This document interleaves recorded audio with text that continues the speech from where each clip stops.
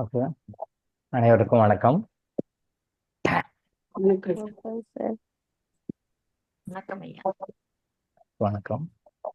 வணக்கம் ஐயா. நேற்று தொடர்ந்து 16 மணி நேரம் நம்ம சந்திர கிரகணத்தினால யாருக்கும் பாதிப்பு வரக்கூடாது அப்படின்றதுக்காக நம்ம கர்மா எனர்ஜி ஹீலிங் ஃபாலோயர்ஸ் எல்லாருக்குமே ப்ரொடெக்ஷன் பண்ணோம். அதனால தான் வர முடியாது, தயவு செஞ்சு மன்னிச்சுக்கணும் எல்லாரும். தொடர்ந்து கண்டினியூஸாக 16 ஹவர்ஸ் விதவுட் பிரேக் சித்தர்களும் நாமும் எல்லாரும் பண்ணதுனால நேற்று காலைல கிளாஸ் வர முடியல, மன்னிச்சுக்கணும். எல்லாருக்குமே ப்ரொடெக்ஷன் கொடுத்தாச்சு. நாளைக்கு சந்திரகிரகணம், நாளைக்கு நைட் சந்திரகிரகணம். மீடியாவில் மற்ற இதில் எல்லாம் போட்டாங்கன்னா இப்படி வரும் பாதிப்பு, அப்படி வரும் பாதிப்பு அப்படின்லாம் யாரும் பயப்பட வேண்டாம். எல்லாருக்கும் ப்ரொடெக்ஷன் லேயர் கொடுத்தாச்சு. எல்லாருடைய யாராவுக்கும் ப்ரொடெக்ஷன் லேயர் கொடுத்தாச்சு. No need to worry about it. அவங்க யார் என்ன சொன்னாலும் பயப்பட வேண்டாம். டூஸ் அண்ட் டோன்ட்ஸ் மட்டும் சிலது இருக்குது, அதை ஃபாலோ பண்ணோம். சில ஒரு 5 நட்சத்திரக்காரங்களை மட்டும் எல்லாருமே ஃபாலோ பண்ணோம். பட் ஸ்பெசிஃபிக்காக ஒரு 5 நட்சத்திரக்காரர்கள் மட்டும் அந்த டூஸ் அண்ட் டோன்ட்ஸ் நாளைக்கு நம்ம சொல்லுவோம், அதை கொஞ்சம் ஃபாலோ பண்ணுங்க, அவ்வளோதான் போதும். ஸோ மற்றபடி சந்திர கிரகணத்தினால எந்த பாதிப்பும் இருக்காது. அதே டைமில் ஸ்பெசிஃபிக்காக நம்ம என்ன பண்ணுறோம், சந்திர கிரகத்தினால பாசிட்டிவ் எனர்ஜி நம்ம வாங்குகிறோம். இது வேர்ல்டுலேயே யாருக்குமே தெரியாது, இந்த டெக்னிக் யாருக்குமே தெரியும், யாருமே அதை அப்ளை பண்ண முடியாது, தெரியாது. பட் எல்லாரும் சந்திர கிரகம்னா பயப்படுவாங்க, அந்த நெகட்டிவ் எனர்ஜி வரும், தோஷம் வரும், ரைட், அதெல்லாம் உண்மை. அது மற்றவங்களுக்கு. கடவுளுடைய சிலை குழந்தைகளாகிய கர்மா எனர்ஜி ஹீலிங்கை ஃபாலோ பண்ணவும் யாருக்குமே அப்படி கிடையாது. ஸோ எல்லாருக்கும் ப்ரொடெக்ஷன் கொடுத்தாச்சு. Instead of affecting through lunar eclipse, சந்திரகிரகணத்தால் பாதிக்கிறத விட நம்ம பாசிட்டிவ் எனர்ஜி வாங்க போகிறோம். சந்திரகிரகணத்திலிருந்து நம்ம பாசிட்டிவ் எனர்ஜி வரப்போதும். அந்த டெக்னிக் நாளைக்கு சொல்லிக் கொடுக்குறோம். டூஸ் அண்ட் டோன்ட்ஸ் என்ன பண்ணோட நம்ம நாளைக்கு சொல்லிக் கொடுக்குறோம், அதை மட்டும் போட்டு. மற்றபடி எல்லாத்தையும் அந்த மீடியாவில் பேப்பரில் இப்படி பயம் அப்படி பயம், அந்த ஆபத்து இந்த ஆபத்து, அதெல்லாம் டோட்டலாக எல்லாத்தையும் யாரை கட்டியாச்சு. ஸோ டோன்ட் வரி, சரிங்களா? அடுத்தது, நேற்று டீச்சர்ஸ் டேக்கு நிறைய பேர் வாழ்த்து சொல்லியிருந்தீங்க. அனைவருக்கும் நன்றி, ரொம்ப ரொம்ப நன்றி. டீச்சர்ஸ் டே அப்படின்னும் போது வருஷத்தில் ஒரு நாள் டாக்டர் ராதாகிருஷ்ணன் பிறந்தார், அன்னைக்கு மட்டும் டீச்சர்ஸை பற்றி நினைக்கிறோம், பேசுகிறோம். அப்புறம் வேர்ல்டு ஹெல்த் ஆர்கனைசேஷனில் இப்போது ஏதாவது ஒரு நாளுக்கும் ஒரு ஒரு உலக தினமாக கொண்டாடுறாங்க. தண்ணீருக்கான உலக தினம், கணவர்களுக்கான உலக தினம், அப்பாக்களுக்கான உலக தினம் அப்படின்னு சொல்லிட்டு இப்போ நிறைய உலக தினம் வேர்ல்டு ஹெல்த் ஆர்கனைசேஷன் டிக்ளேர் பண்ணி பெரும்பாலும் கிட்டத்தட்ட ஒரு 300 நாளைக்கு மேலே ஏதாவது ஒரு தினம் கொண்டாடுறாங்க. அந்த நாள்லையாவது அவங்க ஞாபகம் வச்சு பண்ணிக்கலாம்ன்ற போல இருக்கு. சரி, பின்னாடி பார்ப்போம். ஸோ டீச்சர்ஸ் டே அப்படின்றது இந்தியாவில் கொண்டாடுறாங்க. டீச்சர்ஸ் டே அப்படின்னா அந்த செப்டம்பர் 5ஆம் தேதி மட்டும் அவங்கள ப்ளஸ் பண்ணுறதோ அவங்கள வணங்குறதோ அதோட மட்டும் இல்லாமல் அதை லைஃப் லாங் அதை ஃபாலோ பண்ணும். பொதுவாகவே நம்ம இந்தியன் கல்ச்சரில் மாதா பிதா குரு தெய்வம் நாடு சொல்லுவோம் இல்லையா, மாதா பிதா குரு தெய்வம். இந்த நாலுமே நம்மளுடைய லைஃப்ல 4 பில்லர்ஸ் மாதிரி. நம்மளுடைய இந்த 4 பில்லர்ஸ் இல்லைன்னா நம்ம லைஃபே இல்லை. இந்த பேஸ், இந்த பில்டிங்க்கு பேஸே, இந்த வாழ்க்கைன்ற பேஸு, இந்த உடம்புக்குன்ற பேஸே இந்த 4 பில்லர்ல தான் இருக்கு. மாதா பிதா குரு தெய்வம். மாதா தான் ஃபர்ஸ்ட். மாதா சொன்னாதான் பிதாவே தெரியும். மாதா தான் சொல்லுவாங்க இவர் தான் அப்பா, நமக்கு தெரியாது அப்பா யாருன்னு. மாதா தான் சொல்லுவாங்க. மாதா இதுதான் உங்க பிதான்னு சொல்லி கொடுப்பாங்க, அப்பா இவர் தான் அப்படின்னு சொல்லி கொடுப்பாங்க. அம்மா சொன்னதான் அப்பாவே தெரியும். மாதா பிதா இவங்க 2 பேரும் சேர்ந்துதான் குருவை நம்ம காட்டுவாங்க. அப்பாவும் அம்மாவும் சில பேர் காட்டுவாங்க, சில பேர் காட்ட மாட்டாங்க. இந்த அப்பா அம்மாவுக்கு அடுத்தது குரு வரார். இந்த குரு பெற்றோர்கள் காட்டுவாங்க. காட்டலை அப்படின்னா அவங்களுடைய பூர்வ ஜென்ம கர்மாவுக்கு தகுந்த மாதிரி குரு அமைவாங்க. பேரண்ட்ஸ் காட்டுவாங்க. அப்படி பேரண்ட்ஸ் காட்ட தவறினால், காட்டுவதற்குண்டான பக்குவத்தில் அவங்க இல்லை அப்படின்னா குரு ஏதோ ஒரு வகையில் அமைவார். இந்த குரு தான் தெய்வத்தை காட்டுவார். இந்த குரு தான் தெய்வத்தை காட்டுவார். சரியான குரு கிட்ட போனா சரியான தெய்வத்தை காட்டுவார். சரியான தெய்வம் எது அப்படின்னு சொல்லி சரியான தெய்வத்தை காட்டுவார். தப்பான குரு கிட்ட போனா தப்பான தெய்வங்களை காட்டுவார். சரியான குரு மட்டுமே சரியான தெய்வத்தை காட்டுவார். அவரை நாம் பிடிச்சிக்குவோம், பிறவி பெருங்களை நீந்தி அந்த பக்கம் வெளியே போயிடுவோம், இறைவனோட இறைவனை சேர்ந்துருவோம். அதான் நம்மளுடைய லைஃபுடைய மோட்டோவே. தவறான குருமார்கள்கிட்ட போனோம்னா அவங்க தான் இந்த குரு இந்த சாமி கும்பிடு, இந்த சாமி கும்பிடு, இந்த சாமி கும்பிடு, இந்த சாமி கும்பிடு, இப்படியே மேலுக்கே போக விடாம இப்படியே கீழேயே போட்டு அவங்களும் முன்னுக்கு போக மாட்டாங்க, இருக்கிறவங்களையும் முன்னுக்கு போக அப்படியே அனுப்பி விட்டுரு. தவறான குருமார்கள். சித்தர்கள் என்ன சொன்னாங்க, கலியுகத்துல வந்து மோஸ்ட் ஆஃப் த பீப்புள் தவறான குருமார்கிட்ட தான் போவாங்க. தவறான குருமார்கள், தவறான அமைப்புகள், தவறான ஆன்மீக அமைப்புகள் இப்படிதான் போவாங்க. பட் ஆன்மீகம் சொல்லி மற்றவங்களோட இவங்க தெளிவானவர்கள் தான். அவங்கள விட மற்றவங்களோட இவங்க பாஸ் ஆனவங்க தான். பாஸ் ஃபெயிலா, பாஸ் பெருசா ஃபெயில் பெருசான்னு ஒரு படத்துல ஒரு காமெடி வரும் பார்த்தீங்களா? பாஸ் பெருசா ஃபெயிலு பெருசா, 8ஆம் கிளாஸ் பாஸ் பெருசா, எஸ்எஸ்எல்சி ஃபெயிலு பெருசா. கவுண்டமணிக்கும் வடிவேலுக்கும் ஒரு ஆர்குமெண்ட் வரும் பார்த்தீங்களா? 8ஆம் கிளாஸு 7ஆம் கிளாஸு 8ஆம் கிளாஸு பாஸ் பெருசுன்னு இவர், இல்லப்பா எஸ்எஸ்எல்சி தான் நான் ஃபெயில் ஆகிறேன், பட் அதுதான் பெருசுன்னு அவரு. இந்த பாஸ் ஃபெயிலுக்கு வரும் இது ரியல் லைஃப்ல உண்மைதான் அது. அப்போ மற்ற ஆன்மீக முறைகள்ல மற்றது எதுவுமே டச்சே இல்லாம லௌகீகத்திலேயே பிறந்தேன், வளர்ந்தேன், சொத்து சேர்த்தேன், நகை வாங்கினேன், நட்டு வாங்கினேன், எஸ்டேட் வாங்கினேன், இந்த ப்ராப்பர்ட்டி வாங்கினேன், அந்த ப்ராப்பர்ட்டி, இப்படி சாதாரண லெவலில் இருக்கும்போது ஆன்மீகத்தை நோக்கி போறவங்க பெரியவங்க தான். இவங்கெல்லாம் பாஸ்னாலும் ஆன்மீகத்தை தப்பான குருமார்கிட்ட, போலியான குருமார்கிட்ட போறவங்க இவங்களோட பெரியவங்க தான். அவங்க வந்து ஃபெயில் ஆனாலும் 8th 7th ஸ்டாண்டர்டோட பாஸ் ஆனவங்க தான், மற்ற மக்களை விட பாஸ் ஆனவங்க தான். அங்கே ஃபெயிலுன்னா தவறான ஆன்மீகவாதிகள்கிட்டையும் தவறான குருமார்கிட்டையும் போய் கஷ்டப்படுவாங்க, கொஞ்சம் நாள் கஷ்டப்படுவாங்க. அப்புறம் அதுல இருந்து சில பாடங்களை கற்றுக்கொண்டு அப்புறம் சரியான குருமார்கிட்ட அடுத்தடுத்த பிறவிகளில் போவாங்க. ஸோ அதனால நம்ம குறை சொல்ல வேண்டாம், அவனை தப்பு சொல்ல வேண்டாம். தவறான குருமார்கிட்ட போயிட்டாங்க, தவறான போலி ஆன்மீகவர்கிட்ட போயிட்டாங்க, போலி குருமார்கிட்ட போயிட்டாங்க அப்படின்றது வந்து அந்த காமெடி மாதிரி தான். மற்ற மக்கள்லாம் ஸ்பிரிச்சுவாலிட்டிக்கு வராம லௌகிகத்துல மற்ற பொருளாதார விஷயங்கள்ல உலகியல் சம்பந்தப்பட்ட விஷயங்கள்ல வந்து பாஸ் ஆயிருந்தாலும் இந்த விஷயத்துல ஃபெயில் தான். பட் போலி குருமார்கள்கிட்ட போயிட்டு அங்கே சஃபர் ஆயிட்டு இருக்காங்கன்னா கூட இந்த மக்களை கம்பேர் பண்ணும்போது இவங்க பெரியவங்க தான். ஃபெயிலானா இருந்தாலும் இவங்க வந்து கவுண்டமணி மாதிரி அந்த செந்தியரை விட இவங்கெல்லாம் பெரிய ஆளுங்க. இவங்க பல ஜென்மங்கள், அது குறைஞ்சபட்சம் ஒரு 10 இருந்து 100 ஜென்மம் வரைக்கும் இருக்கும், 10 இருந்து 100 ஜென்மம் வரைக்கும் மேக்சிமம் இருக்கும். அதை கொஞ்சம் நல்லா பிக்கப் பண்ணி சரியான குருக்கிட்ட வந்துருவாங்க.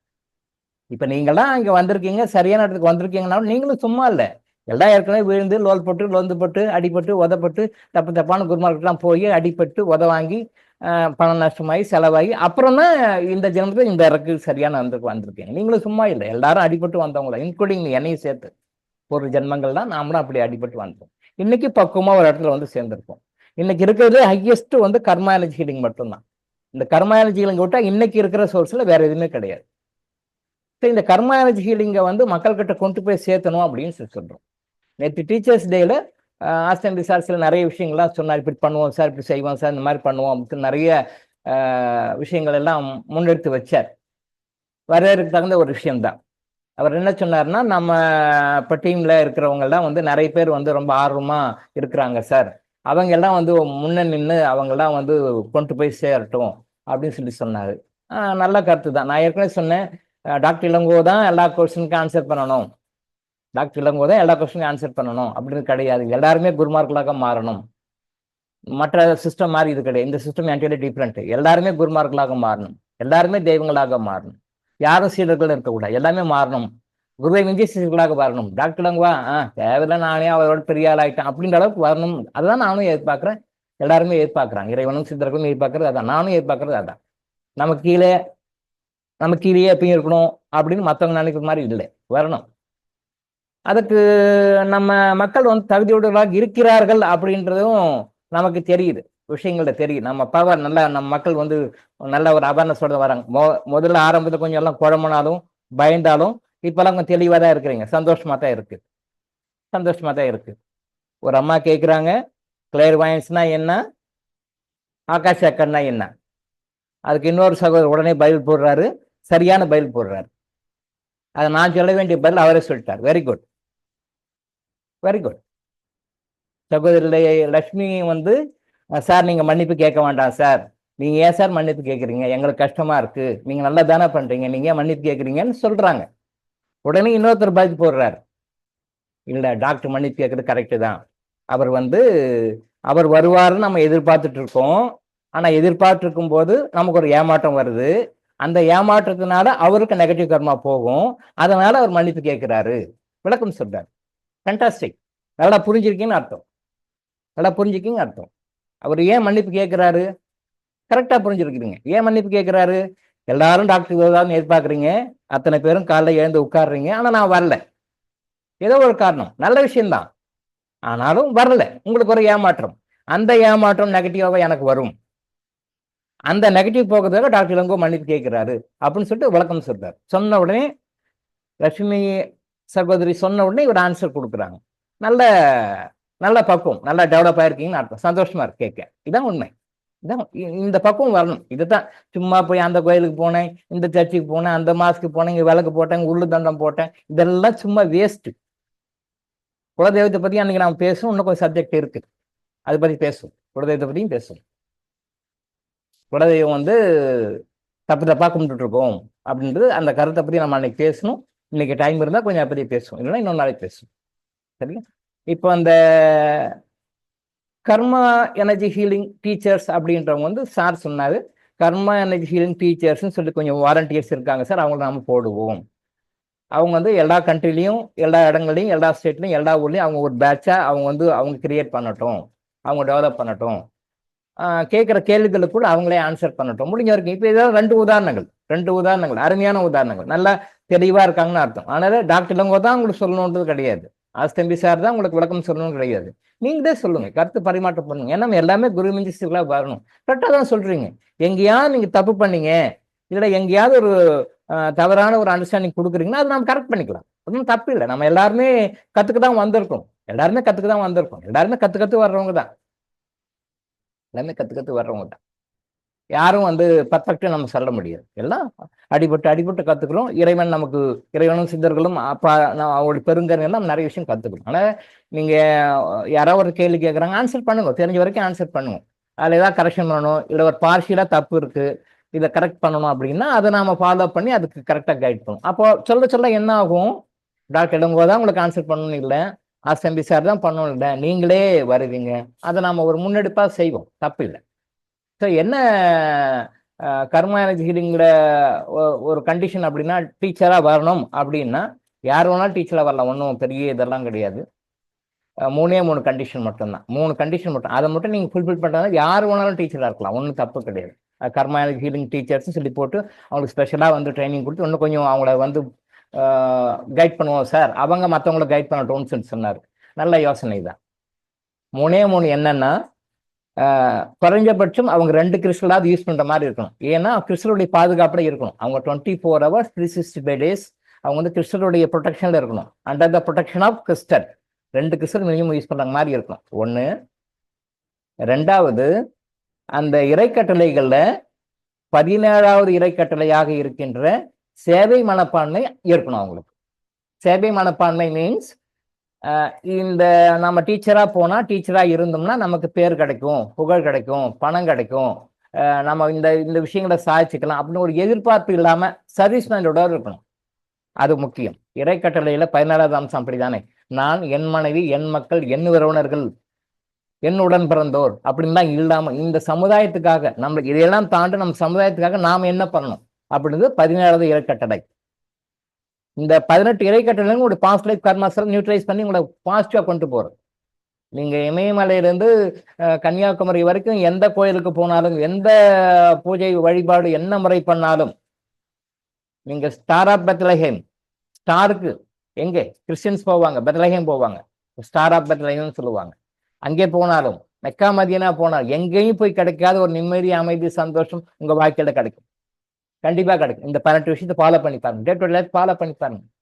ஒரு 48 டேஸ்க்கு நீங்க அசஸ் பண்ணுங்கன்னு சொல்றேன் நான். இது யாருமே சொல்ல மாட்டாங்க. எவ்ரி 48 டேஸ் நீங்க என்ன இம்ப்ரூவ்மெண்ட் இருக்கு, உடல் ரீதியா என்ன இம்ப்ரூவ்மெண்ட் இருக்கு, மன ரீதியாக என்ன இம்ப்ரூவ்மெண்ட் இருக்கு, ஆன்மா ரீதியாக என்ன இம்ப்ரூவ்மெண்ட் இருக்கு, உங்களோட சர்க்கிள் இருக்குல்ல, உங்களை சுத்தி இருக்கிறவங்க அவங்க எப்படி மாறி இருக்கிறாங்க, அவங்களுக்கு ஏற்ற மாதிரி நீங்க எப்படி உங்களை அறியாம மாறி இருக்கிறீங்க, உங்களுக்கு ஏற்ற மாதிரி அவங்க எப்படி மாறி இருக்கிறாங்க பாருங்க. No advice. நீங்க யாருக்கும் அட்வைஸ் எல்லாம் பண்ண வேணாம், பஞ்சாயத்து வைக்க வேணாம், எதுவுமே வேண்டாம்.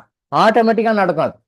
ஆட்டோமேட்டிக்கா நடக்கும். உங்களுக்கு தகுந்த மாதிரி மற்றவங்க மாறுவாங்க, மற்றவங்களுக்கு தகுந்த மாதிரி நீங்க மாறுங்க. பாசிட்டிவா, நெகட்டிவா இல்லை, பாசிட்டிவா. உங்களுக்கு தகுந்த மாதிரி பாசிட்டிவ் அவங்க மாறுவாங்க விதவுட் அட்வைஸ். அவங்களுக்கு தகுந்த மாதிரி நீங்க மாறுவீங்க. பிகாஸ் நீங்க நாம என்ன நினைச்சிருப்போம், எல்லாருமே நம்ம பர்ஃபெக்ட், நாம தான் கரெக்ட், நாம தான் எல்லாம் பெர்ஃபெக்ட் நம்ம நினைச்சிட்டு இருப்போம். ஆனா நம்ம சைடு என்ன தப்புன்னு நமக்கே தெரியாது. அந்த தவறுகளை நாமளே மாறிக்குவோம். நாம எப்படி இப்படி மாறணும் நமக்கே ஆச்சரியமா இருக்கும். நமக்கு யாரும் அட்வைஸ் பண்ண தேவையில்லை.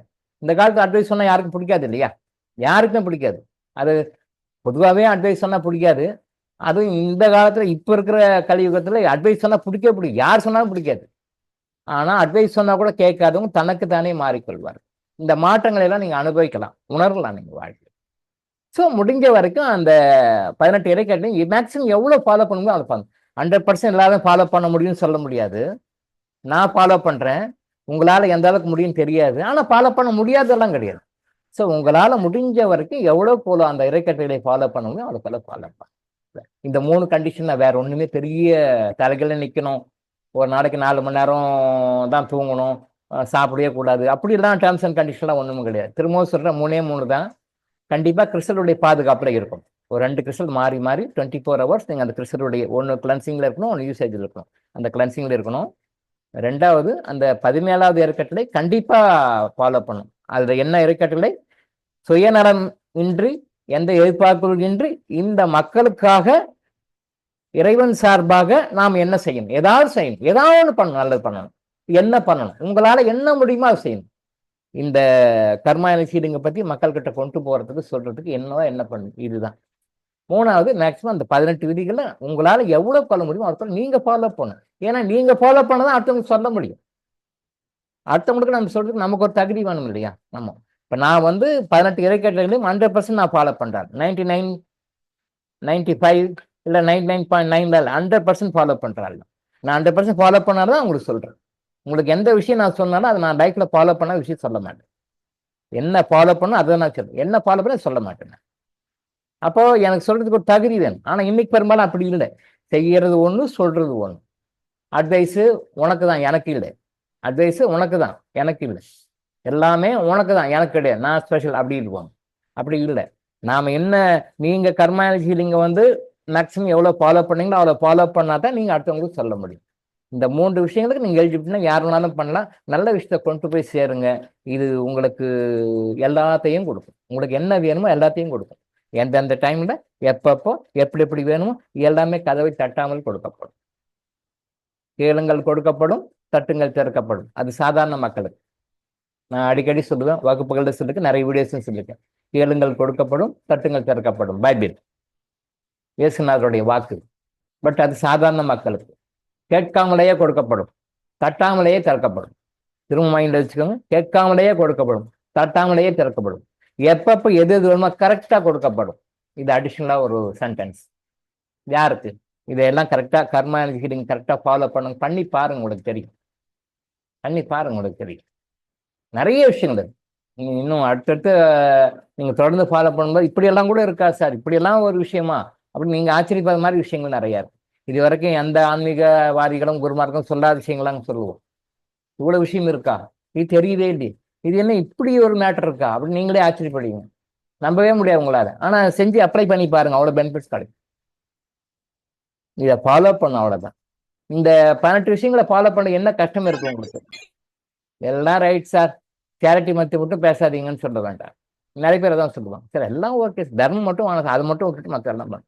எல்லாமே பண்ணலாம், தர்மமும் பண்ணலாம். அது இட் இஸ் ஈக்குவல் பார்ட் தான். அது தர்மமும் ரொம்ப முக்கியம். இன்னும் சொல்ல போனா ஃபர்ஸ்ட் அதுதான், முதல்ல தர்மம் தான். எல்லாத்துக்குமே நீங்க வாழ்க்கையில எந்த பிரச்சனையாகட்டும், பொண்ணு கல்யாணம் ஆகலை, பையனுக்கு கல்யாணம் ஆகலை, வீட்டுல வரல, பணம் வரல, கொடுத்த பணம் வரல, வருமானம் வரமாட்டேன், தொழில் லாஸ் ஆகி போச்சு, புருஷன் சரியில்லை, பொண்டாட்டி சரியில்லை, புள்ள சரியில்லை, மாமனார் சரியில்லை, மாமியார் சரியில்லை, நாத்தனார் சரியில்லை, எந்த பிரச்சனையாக இருந்தாலும் முதல்ல தர்மம் தான்.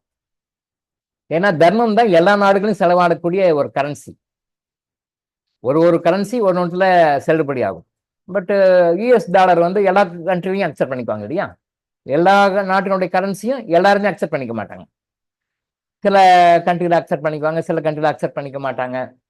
இப்போ இந்தியா தான் இப்போ US கரன்சி இல்லாமல் வேற ஒரு 6-7 கரன்சி அக்செப்ட் பண்ண ஆரம்பிச்சிருக்காங்க. இவ்வளோ நாள் கழிச்சு இந்தியா இப்போதான் கொஞ்சம் ரீசெண்டாக வேற கரன்சி எல்லாம் அக்செப்ட் பண்ணிக்க ஆரம்பிக்கிறாங்க. முதல்ல US$ மட்டும்தான் எல்லா இடத்துலையும் வேணும்.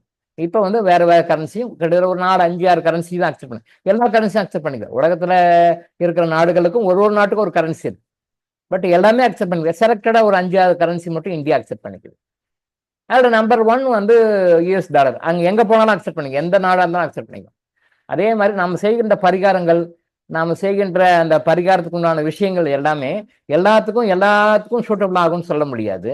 ஆனா இந்த தர்மம் அப்படின்றது எல்லாத்துக்கும் கரன்சி, எல்லாத்துக்கும் செட் ஆகிற கரன்சி மாதிரி, லைக் US US டாலர் மாதிரி எல்லா நாடுகளுக்கும் அது எப்படி அக்செப்ட் பண்ணிக்கிறாங்களோ, ஏழை நாடு பணக்கார நாடுக்கு எல்லாருமே அக்செப்ட் பண்ணிக்கிறாங்களோ, அதே மாதிரி உங்களுடைய வாழ்க்கையில எந்த பிரச்சனைக்காக இருந்தாலும் அந்த தர்மம் அப்படின்றது செய்யறது வந்து முழுக்க முழுக்க எல்லா நாடுகளும் ஏற்றுக்கொள்ளப்படுகின்ற கரன்சி மாதிரி, எல்லா பிரச்சனைகளுக்கும், எல்லா கர்மாக்களுக்கும், எல்லா துன்பங்களுக்கும் ஏற்றுக்கொள்ளக்கூடிய ஒரு பரிகார முறையாக இருக்கிறது. இந்த இதெல்லாம் பகவான் பகவத்கீதை மறைமுகமா அவரு அப்படி டீகோட் பண்றது கொஞ்சம் கஷ்டமா இருக்கும். அது அப்படியே கோடிங்கா சொல்றாரு. அது டீகோட் பண்ண முடியாம அது ஒரு மனாசுக்கா சொல்லிட்டு போவார். இது நீங்க எல்லாருக்கும் இப்படி பண்ணுங்க, இத்தனை பர்சன்டேஜ் பண்ணுங்கன்னு. அத்தனை பர்சன்டேஜ் பண்ணா என்ன ஆகும்னா, 33% பண்ணா என்ன ஆகும்னா, அதை அதை அவர் வச்சுக்கிட்டு யார் யாருக்கு என்னென்ன பர்சனுக்கு என்னென்ன மாதிரி போனா உன்னுடைய கர்மா கழியுமோ அதுக்கு தகுந்த மாதிரி அவரே கனெக்ஷன் பண்ணி கொடுத்து மாற்றி விட்டுருவார். இதை இறைவன் சொல்லல, மறைமுகமா சொல்றார். மறைமுகமா அது வந்து உள்ள ரொம்ப டீப்பா ஆராய்ச்சி பண்ணவங்களுக்கு தெரியும், கிளேர்வான்ஸ்க்கு தெரியும். ரொம்ப ஆன்மீகத்துல ரொம்ப உள்ள போய் பார்க்கறோம் தெரியும், மேலோட்டமா இருக்கிறவங்க தெரியாது. அப்ப இறைவன் ஏன் வந்து சேரிட்டி கொடு, உங்களோட ஏனிங்களை வந்து 1/3 தேய்ச்சி கொடு அப்படின்றாருன்னா, நீங்க அந்த மாதிரி கொடுக்கும் பொழுது அதையெல்லாம் அவர் வாங்கி உங்களோட பாஸ்ட் லைஃப் கர்மால யார் யாருக்கு என்னென்ன கொடுக்கணுமோ உங்க சார்பாக உங்க ரெப்ரசன்டேட்டிவ்காக அவரே கொடுக்க வச்சிருவாரு. ஆனா நீங்க ஃப்ரீயா ஹாப்பியா இருக்குங்க. ஸோ தர்மம்ன்றது ரொம்ப முக்கியமான விஷயம். அதை மைண்ட வச்சுக்கோங்க. அதை மட்டும் விட்டுட்டு மற்றெல்லாம் சொல்லுங்க டாக்டர்னு சொல்லாதீங்க, தப்பு அது. அதான் ரொம்ப முக்கியமானது. அதுக்கு பிறகுதான் மற்றது எல்லாமே. அடிக்கடி சொல்லுவோம், நிறைய பேர் சொல்லுவாங்க, சார் நான் அன்னதானம் போடுறேன் சார், நான் அன்னதானம் பண்ண. அவங்க வந்து கொடுக்க வேண்டிய பாக்கி லட்சக்கணக்கில் கோடிக்கணக்கில் இருக்கும். நிறைய பேரை சீட் பண்ணியிருப்பாங்க, நிறைய பேரை ஃப்ராட் பண்ணியிருப்பாங்க, நிறைய பேர் கொடுக்க வேண்டியது பாக்கி இருக்கும். நிறைய பேர் அது ரொம்ப வேற வேற மாதிரிலாம் பண்ணிருக்கணும், பப்ளிக்கே பேச முடியாமலாம் பண்ணியிருப்பாங்க. ஆனா நான் 4 பேருக்கு அன்னதானம் வாங்கி கொடுத்தேன் பெருமையா பேசுவாங்க. அவங்களுக்கு அது பெருசு, 4 பேருக்கு அன்னதானம் வாங்கி கொடுத்தேன் சார். அது எப்படி சரியாகும்? 4 பேருக்கு அன்னதானம் பண்ணக்கூடிய புண்ணியம் கிடைக்கும், அதை மாற்று கருத்து கிடையாது. 4 பேருக்கு அன்னதானம் பண்ணதோடைய புண்ணியம் கிடைக்கும், அது உண்மைதான். ஆனா 5 கோடி ரூபாய் வாயில போய் தட்டி ஏமாத்தணும், அது அந்த பாவமும் கிடைக்குமா இல்லையா? அதை விட்டுருவார். 5 கோடி ரூபாய் ஏமாத்து விட்டுருவார். 4 பேருக்கு நான் அன்னதானம் வாங்கி கொடுத்தேன் சார் அப்படின்னுவார்.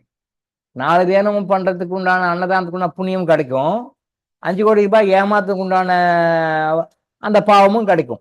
பேலன்ஸ்ல வச்சு எது ஜெயிக்கும், எது மேல போகும், எது கீழே வரும்? அன்னதானம் பண்ணது கீழே போயிடும், அவரை ஏமாத்தம் தான் மேலே போகும். ஸோ அதான் வேலை செய்யும். ஸோ பாவமா புண்ணியமா அப்படின்னு சொல்லி பார்க்கும்போது நாம என்ன செய்யறோம், நீங்க செய்யற எல்லாத்துக்குமே பலன் உண்டு. அதுல பாவத்துக்கும் பலன் உண்டு, புண்ணியத்துக்கும் பலன் உண்டு. எனக்கு தெரிஞ்சு என்னோட அனுபவத்தை நிறைய பேர் இந்த தப்பு தான் பண்றாங்க. பண்றதெல்லாம் பண்றாங்க. நம்ம கிளை வாங்கி பார்க்கணும், வெளியே சொல்ல முடியாது. சொன்னா அவங்களுக்கும் சங்கடமா இருக்கும், தர்ம சங்கடமா இருக்கும், அக்செப்ட் பண்ணிக்க மாட்டாங்க. அவங்க என்னென்னமெல்லாம் பண்ணிக்கிறாங்க, என்னென்ன தகுடுத்தவனா பண்ணிக்கிறாங்க, என்னெல்லாம் தெரியும். ஏன்னா கஷ்டம் வந்திருக்கு நமக்கு தெரியும், எல்லாமே ஓப்பனா சொல்ல முடியாது. ஏன்டா கிளே வாங்கிட்டா வந்தவங்க கூட சில நினைக்கிற மாதிரி இருக்கும் சில டைம்ல. ஏன்டா இதெல்லாம் வந்த இந்த கண்ட்ராக்டெல்லாம் நம்ம பார்க்கணுமா அப்படின்னு நமக்கே தோணும், சொல்லிக்க முடியாது. சரி ஓகே அவ்வளவுதான். ஆனா அவங்க என்ன நினைக்கிறாங்க, சார் நான் 5 பேருக்கு சாப்பாடு போட்டேன் சார், 10 பேருக்கு சாப்பாடு போட்டேன் சார், அமாவாசை அன்னைக்கு சாப்பாடு போட்டேன் சார், ஓகே போயிடுமா சார், ஏன் சார் போகலன்னு கேட்குறோம். எப்படியா போகும்? கொஞ்சம் யோசனை பண்ணி பாருங்க. ஒருத்தர்கிட்ட பணம் வாங்குறோம், ஒரு 1 crore வாங்குறோம், 10 ரூபாய் இல்லை 10,000 ரூபாய் 10 lakhs கொடுத்து உங்க கடை முடிஞ்சு போச்சு, ஓகே ரைட் கிளியர் பண்ணிக்கோனா எப்படி முடியுமா? வாங்கினது 1 crore, அந்த 1 crore திருப்பி ரிட்டர்ன் கொடுக்கணும். அது இன்னைக்கு இல்லை நாளைக்கு கொடு, நாளைக்கு இல்லை அடுத்த நாள் கொடு. அதான் பிரைவேட் கவர்மெண்ட் அது கொடுத்தோம்.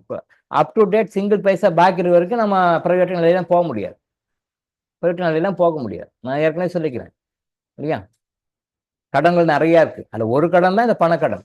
இந்த பணக்கடனே கிளியர் பண்ணும்போது மற்ற கடன்லாம் இருக்கு, அந்த மற்ற கடன்லாம் கிளியர் பண்ணாதான் NOC கிடைக்கும். அப்பதான் நீங்க சொர்க்கத்துக்கே போக முடியும், உயர்ந்த நிலைக்கு போக முடியும், ஹையர் லெவலுக்கு போக முடியும், பிரைவேட் நிலைக்கு அப்பதான் போக முடியும். அது கொண்டெல்லாம் போக முடியும், என்ன பணம் போக முடியாது. நம்ம இதையே வச்சுக்கிட்டு அங்கே எப்படி போக முடியும்?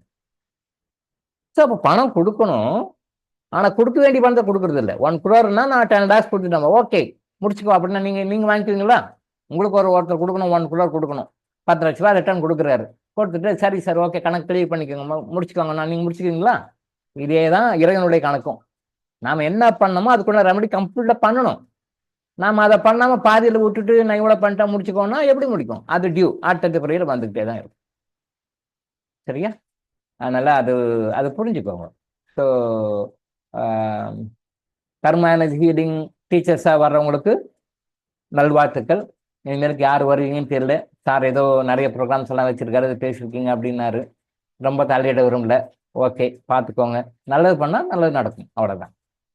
ஸோ எல்லாருமே வரலாம், எல்லாருமே டீச்சராக மாறலாம். தெரிஞ்சவங்க டவுட்ஸ் டாக்டர் என்ன சொல்லுவாரோ, ஆஸ்டன்ட் என்ன சொல்லுவாரோ அப்படின்லாம் யோசனை பண்ண வேண்டாம். Anybody can answer to any questions raised by our karma energy healing followers. யார் என்ன கேள்வி கேட்டாலும் ஆன்சர் பண்ணுங்க, தெரிவு கொடுங்க.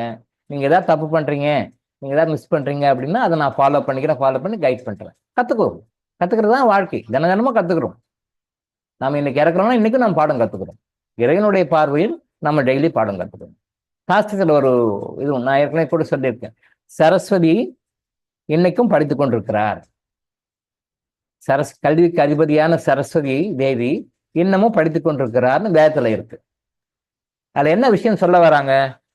வேதத்துக்கு அதிபதியான, கல்விக்கு அதிபதியான சரஸ்வதி தேவியே இன்னும் படிச்சுட்டு இருக்கிறாங்க அப்படின்னா அப்ப நாமெல்லாம் எந்த மூலை? படிச்சுட்டோம் போதும் முடிஞ்சது அப்படி தூக்கி போட முடியாது. அது பிறவிகள் தோறும் தொடரும். அடுத்தடுத்த உயர்நிலைக்கு போயிட்டா கூட தேவர் நிலையில் நிறைய நிலைகள் இருக்கு. இப்போ மனித பிறவியிலிருந்து அடுத்த லெவலுக்கு போயிட்டோம்னாலும் அந்த தேவர்கள் நிலைகளில் நிறைய பிரிவுகள் இருக்கு. அதுலயும் ரேங்க்ஸ் இருக்கு. கிரேட் 1, கிரேட் 2, கிரேட் 3, கிரேட் 4 அப்படி அதுலயும் நிறைய பிரிவுகள் இருக்கு. இந்த பிரிவுகளை எல்லாம் நீங்க கொஞ்சம் தெளிவா தெரிஞ்சுக்கணும். திருவாசகம் போய் கேட்டீங்கன்னா தெரியும் என்னென்ன மாதிரி பிரிவுகள் இருக்கு. ஒரு அமைப்புகள்லையும் என்னென்ன பிரிவுகள் இருக்கு. தேவர்கள்னா தேவர்கள் என்ன பிரிவுகள் இருக்கு அப்படின்னு சொல்லி இருக்கு. அந்த அவர் இன்னும் கொஞ்சம் தெளிவா சொல்லியிருப்பார். இதை விட உனக்கு தெளிவா சொல்லியிருப்பார். மற்ற முறைகளை சொல்றதை விட திருவாசகம் இன்னும் தெளிவா இருக்கும். சிவன் சொல்லி மாணிக்க வாசகர் எழுதுவது. ஸோ அந்தந்த முறைகளில் நிறைய விஷயங்கள் இருக்கு, கற்றுக்க வேண்டிய விஷயங்கள். அதனால எப்பயுமே காதை ஓப்பனாக வச்சுக்கோங்க. எந்த ஒரு விஷயமும் நான் எனக்கு தெரியும், நான் தான் பெரிய ஆளு, எனக்கெல்லாம் தெரியும் அப்படின்னு எப்பவுமே நினைக்காதீங்க. இன்னமும் தெரிஞ்சுக்கணும் அப்படின்னு சொல்லிட்டு அந்த ஆர்வத்தோடு இருக்கணும். இன்னும் நம்ம தெரிஞ்சுக்கணும், அந்த ஆர்வத்தோடு இருக்கணும். சரியா? அப்புறம் சகோதரி சாரதா அனுப்பிச்சிருக்காங்க, நிறைய விஷயங்களை அமைச்சிருக்காங்க. நம்ம அடிக்கடி சொல்லுவோம், டாக்டர் ரொம்ப டெரராக பேசுகிறாரு, எப்போ பார்த்தாலும் பயமாகவே இருக்குது, அவர் சொல்கிறதெல்லாம் வில்லங்கமாகவே இருக்குது அப்படின்னு சொல்லிட்டு நிறைய பேர் புலம்புறாங்க. கேட்கறதுக்கெல்லாம் பயமாக இருக்குது அப்படின்னு. நம்ம இருக்கிற விஷயம் தான் நம்ம சொல்கிறோம், இல்லாத விஷயம் நம்ம புதுசாக எதுவும் சொல்லலை. அப்போ அந்த வகையில் வள்ளல் ராமலிங்க அடிகளார் சொன்ன விஷயத்த அவங்க ஃபைன் டியூன் பண்ணி போட்டிருக்காங்க. பட் அவர் இறைவன்கிட்ட வேண்டுவார், நான் இதெல்லாம் பாவம் பண்ணிட்டணும், நான் இதெல்லாம் பாவம் பண்ணிட்டணும் அப்படின்னு சொல்லிட்டு ஒன்னொன்னா ஃபீல் பண்ணுவார். அதை கரெக்டாக ஃபைன் டியூன் பண்ணி போட்டிருக்காங்க. அவங்களுக்கு நன்றி. இதை பற்றி நம்ம விளக்கமாக நம்ம சொல்லுவோம். மற்றவங்களோட படிக்கிறத விட அதை நம்ம படித்து விளக்கமாக சொல்லுவோம். ஸோ அந்த ஆசிரியர்கள் தினத்தை பற்றி நம்ம பேசும்போது அந்த ஆசிரியர்களை பற்றி இன்னும் சில விஷயங்கள் நம்ம சொல்ல வேண்டியது இருக்கு. நம்ம குழந்தைகளை தப்பாக தான் வளர்த்துட்டு இருக்கோம். இன்றைய குழந்தைகள் தான் நாளை தலைவர்கள்.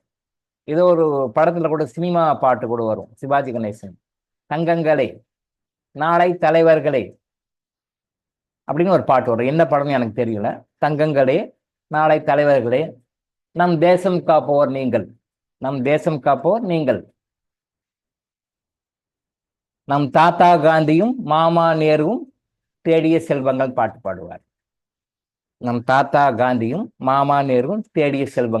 பாடுவார். இன்றைய குழந்தைகள் நாளைய தலைவர்கள். பட் இன்றைய குழந்தைகள் கேடிகளாகவும் டெரரிஸ்டுகளாகவும் வன்முறை கொண்டவர்களாக இன்னைக்கு இருக்கிறாங்க. இவங்க நாளைக்கு தலைவர்களான என்ன ஆவாங்க? கொஞ்சம் யோசனை பண்ணி பாருங்க. அப்போ நாளைய தலைமுறையை நல்ல தலைமுறையா உருவாக்கணும் அப்படின்னு சொல்லி சொன்னா இன்னைக்கு தலைமுறை நாம் சரியா வளர்க்கணும்.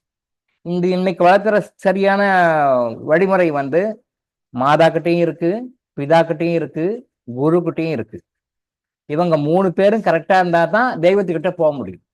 ஆனா இன்னைக்கு மாதாவும் சரி தப்பா சொல்றாங்க, பிதாவும் சரி தப்பா சொல்றாங்க, குருகளும் சரி தப்பா தான் சொல்லி கொடுக்குறாங்க. இந்த டீச்சர்ஸ் டேல நம்ம வாழ்த்து சொல்றோம். வாழ்த்து சொன்ன அனைவருக்கும் மீண்டும் ஒரு முறை நன்றி. எல்லாருக்கும் நன்றி. மிகவும் மீண்டும் திருப்பி நன்றி தெரிவிக்கிறேன். நன்றி. பட் அதை லைஃப்ல எப்படி அப்ளை பண்ணணும் அப்படின்றது தான் மேட்டர். நான் எல்லாருக்குமே சொல்றேன். இப்ப மிலாடி நபி கொண்டாடினாங்க நேத்து. சரி, ஓகே. என்ன பண்ணாங்க? கறி வாங்கி வீட்டில் சமைச்சு சாப்பிட்டுருப்பாங்க. கறி வாங்கி வீட்டில் செஞ்சு சாப்பிட்டுருப்பாங்க. அப்புறம் தென் என்ன பண்ணியிருப்பாங்க? அக்கம் பக்கம் இருக்கவங்களுக்கு பிரியாணி கொடுத்துருப்பாங்க. இதான் நடக்கும். மிலாடி நபி அப்படின்னா நபிகள் நாயகம் பிறந்த நாள். நபிகள் நாயகத்தின் மூலமாக தான் அல்லாஹ் வந்து அந்த குர்ஆனை இறக்குறார். நபிகள் நாயகம் எழுத படிக்க தெரியாதவர். நம்ம ஏற்கனவே சொல்லியிருக்கோம். அவர் உம்மி நபி, எழுத படிக்கிறது கைநாட்டு. அவர் கைநாட்டு. அவரை அல்லாஹ் செலக்ஷன் பண்ணி அவருக்கு வந்து குர்ஆனை இறக்குறாரு. அவர் சொல்றதை அவர் சுத்தி இருக்கிறவங்க எழுதுறாங்க. அதான் நம்ம இன்னைக்கு படிக்கிற குர்ஆன். அல்லாஹ் கொடுக்குறாரு, அதை வாங்கி அப்படியே சொல்றாரு. இவரு ஓரலா சொல்றாரு, எழுத படிக்க தெரியாது, கைநாட்டு அவரு. அதை மற்றவங்க எழுதுறாங்க. அதை தான் நம்ம இன்னைக்கு படிக்கிற குர்ஆன். செலக்ஷன் பண்ணி கொடுக்குறாரு. அவர் என்ன சொன்னாரோ அதை ஃபாலோ பண்ண லைஃப்ல. அதான் மிலாடி நபி. சும்மா கறி வாங்கி வீட்டில் சாப்பிட்டு நானும் சாப்பிட்டேன், தண்ணியும் சாப்பிட்டு அக்கம் பக்கம் விட்டால் கொடுக்குறது அது மிலாடி நபி இல்லை. நான் எல்லாருக்குமே சொல்லுவேன், எல்லா ஃபெஸ்டிவலுக்கும் அதான் சொல்லுவேன். என்ன சொன்னாங்களோ அதை லைஃப்ல ஃபாலோ பண்ணுங்க. கோகுலாஷ்டமியா அவர் என்ன சொன்னாரு அதை ஃபாலோ பண்ணுங்க. கண்ணன் என்ன சொன்னாரு அதெல்லாம் யாரும் ஃபாலோ பண்ணல. சும்மா நான் வந்து கோலம் போடுவேன், கிருஷ்ணர் வராருன்னு சொல்லுவேன், பாட்டு பாடுவேன், சீட்டை முறுக்கு செய்வேன், அதையும் நானே சாப்பிட்டுக்குவேன். இதுதான் கோகுலாஷ்டமி. இயேசுநாதர் உலகத்துக்கே மன்னிப்பின் மகத்துவத்தை சொல்ல வந்த ஒரே ஆத்மா, மிகப்பெரிய ஆத்மா அவர் தான். மிகப்பெரிய சித்தர் அவர். அந்த மன்னிப்பின் மகத்துவத்தை அவர் அளவுக்கு யாருமே இன்னைக்கு வரைக்கும் சொல்லல. நான் நிறைய வீடியோல சொல்லியிருக்கேன், நிறைய வகுப்புல சொல்லுவேன். அவர் அளவுக்கு மன்னிப்பின் மகத்துவத்தை யாருமே இந்த அளவுக்கு சொல்லல. நமக்காக, நம்ம செய்த தவறுகளுக்காக அவர் வந்து ஒப்பு கொடுக்கிறார். அவரை வந்து சிலுவையில் அறைகிறாங்க. அவர் கடவுளுடைய மைண்டன் தானே. அவர் அடிக்காம இருக்க முடியாதுல்ல, இருந்திருக்கலாமே. ஏன்? நம்ம செய்யற பாவங்களுக்காக நம்ம பனிஷ்மெண்ட் அவர் ஏத்துக்கிறார். நாட் ஒன்லி ஃபார் கிறிஸ்டியன்ஸ், இந்த பூமியில பிறந்த எல்லாருக்குமே. அது கிறிஸ்டியன் சொல்றாங்க அவ்வளவுதான். பட் அவன் கிறிஸ்டியனுக்காக அவர் பண்ணல, இந்த உலகத்தில் இருக்கின்ற எல்லா மக்களுக்காக தான் அவர் வந்து இறக்குறார். அப்புறம் மறுத்து எழுறாரு, அது வேற சமாச்சாரம். அங்க சிம்பாலுக்கு என்ன சொல்ல வர்றார்? நீங்கள் செய்கின்ற பாவங்களுக்காக நான் ஒப்பு கொடுக்கிறேன். எஸ், அவ்வளவு பெரிய மகான். அதை லைஃப்ல ஃபாலோ பண்ணணும். அதை விட்டுட வேண்டியது. இவன் பாம் போட வேண்டியது, அவன் பாம் போட வேண்டியது, இவன் அம்யூனிஷன் அனுப்ப வேண்டியது, அவன் இம்யூனிஷன் அனுப்ப வேண்டியது, இவன் கண்டம் பண்ண வேண்டியது, இவன் கண்டம் பண்ண வேண்டியது. என்ன நடக்குது பாத்தீங்களா? இப்போ இஸ்ரேல் என்ன நடக்குது? இஸ்ரேல் பட்ட நியாயமா அது? சொல்லுங்க, நியாயமா அது? இல்ல, அநியாயம் பண்றாங்க. இயேசு பேரை வச்சு கும்பிடுறாங்க, சர்ச்சு கும்பிடுறாங்க. என்ன பண்றது? படிக்கிறது ராமாயணம், இடிக்கிற பெருமாள் கோயில். படிக்கிறது ராமாயணம், இடிக்கிற பெருமாள் கோயில். அதெல்லாம் பாருங்க, அந்த போட்டோ எல்லாம் பாருங்க. ஜீனோசைட், குழந்தைங்களை கொள்றாங்க, பச்சை குழந்தைங்களை கொள்றாங்க, போர் தர்மத்தை நீதி நடக்கிறாங்க. இயேசு கும்பிடுறாங்க. இது எதுக்கு இயேசு கும்பிடணும்? எதுக்கு நான் கிறிஸ்துவன் சொல்லிக்கணும்? எதிரியை மன்னிக்காதும் கிறிஸ்துவன் அல்ல, தெளிவா இருக்கு. எதிரியை மன்னிக்காதும் கிறிஸ்துவன் அல்ல, தெளிவா இருக்கு. இந்த கோட் கரெக்டா இருக்கு. அப்படின்னா அவங்கெல்லாம் யாருன்னு சொல்றது? இப்போ பைபிளை கையை பிடிச்சி வைக்கிறாங்க. பைபிள், ஃபாதரு, பிஷப்பு எல்லாம் ரைட்டு, ஓகே. அந்த குரூப்பு இந்த குரூப்பு 1008 குரூப், ஓகே ரைட்டு, எல்லாம் வச்சுக்கிறீங்க. எதிரியை மன்னிக்கல, குண்டா போறீங்க. அவங்க தப்போ சரியோ, நீ செய்யலாமா? ஜீனோசைட், குழந்தைங்களை கொட்டுறாங்க. போர்க்குற்றத்துல வந்து கடுமையான போர்க்குற்றம் அது. அரசாங்கமே செய்யுது. எந்த அரசாங்கம் ஒன்றும் பண்ண முடியல. எல்லாம் கண்டனம் தெரிவிக்கிறாங்க, கண்டனம் கொடுக்குறாங்க. யாருக்கு என்ன பிரயோஜனம்? அவங்க நாட்டில் உட்காந்து நல்லா சாப்பிட்டுட்டு ஏசி ரூம்ல உட்காந்து கண்டனம் கொடுத்தா அதனால யாருக்கு என்ன பிரயோஜனம்? கொஞ்சம் ப்ராக்டிக்கலா திங்க் பண்ணி பாருங்க. கண்டனம், இவர் கண்டனம் கொடுத்தார், இவர் கண்டனம் செய்தார், அவர் கண்டனம் செய்தார். இங்கிலீஷ் ஹிந்துவில் எடுத்தா 1.5 பக்கத்துக்கு அதான் போட்டுறான்.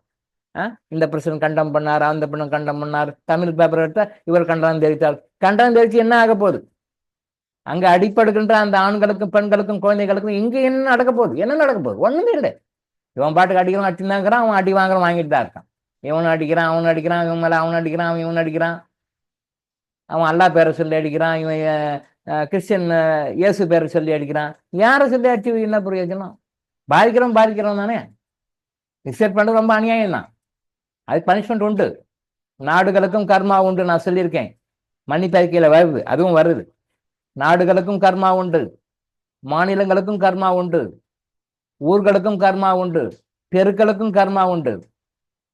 அதை பத்தி விளக்கமா சொல்லுவோம். நம்மள மாதிரி யாரும் இது வரைக்கும் சொல்ல இருக்க மாட்டாங்க, அதான் உண்மையை சொல்லுவோம்.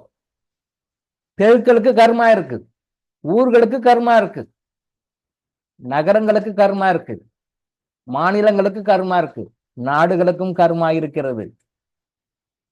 அதை அனுபவிச்சே ஆகணும்.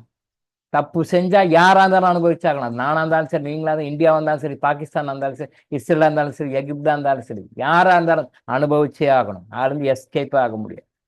ஒரு நாட்டினுடைய கர்மா அந்த நாட்டு மக்களை எப்படி பாதிக்கிறதுன்னு நம்ம எடுத்துக்காட்டோட சொல்லுவோம். அந்த மன்னிப்பை பத்தி சொல்லும் பொழுது அடுத்த வார்த்தையில இந்த நாடுகளின் கர்மா அந்த நாட்டு மக்களை எப்படி பாதிக்கிறது. நாடுகளின் கர்மா எப்படியும் வாழவும் வைக்கும், குட் கர்மா. ஆனா குட் கர்மாவோட பேட் கர்மா தான் நிறைய இருக்கு. இஸ்ரேலு, யுஎஸ் இவங்கெல்லாம் பேட் கர்மா நிறைய சேர்த்துக்கிறாங்க. இது பேட் கர்மா வந்து திருப்பி அவங்களுக்கு ரிவர்ஸ் ஆகும்னு அவங்களுக்கு தெரியல. கண்டிப்பா பாதிக்கும். நாட்டினுடைய தலைவனையும் பாதிக்கும், நாட்டுடைய மக்களையும் பாதிக்கும். நாட்டுடைய தலைவன் ரைட், ஓகே, அவன் தப்பு பண்றான், அப்பாவி மக்கள் பாதிக்கிறாங்களேன்றோம். அப்பாவி மக்களும் பாதிப்பார்கள். அது எப்படி கர்மா ரிலேட்டட் ஆகுது அப்படின்னு சொல்லிட்டு நம்ம சொல்லுவோம். அதை சொல்லும் போது உங்களுக்கு நிறைய டவுட்ஸும் அதையும் நான் கிளியர் பண்ணிப்பேன். தெரிவு வேணும், தெரிவு தான் ஞானம். அந்த ஞானம் வேணும். அப்போ இயேசு பிறந்த நாளை கொண்டாடிட்டு, கிறிஸ்மஸ் ஒரு வாரம் 10 நாள் கொண்டாடிட்டு, அப்புறம் அந்த கண்ட்ரி மேல வந்து நீ பாம்பு போடுற, காசா மேல அந்த ஃபைட் பண்ற, எல்லாத்தையும் ஜினோசைட், குழந்தைங்களை கொல்லலாமா? எவ்வளவு பெரிய போர்க்குற்றம் அது. ரிப்போர்ட்ஸை கொல்லலாமா? அவங்க வந்து மத்தியஸ்த மக்கள், அவங்க உனக்கும் ஃபேவர் கிடையாது, அவங்களுக்கும் ஃபேவர் கிடையாது.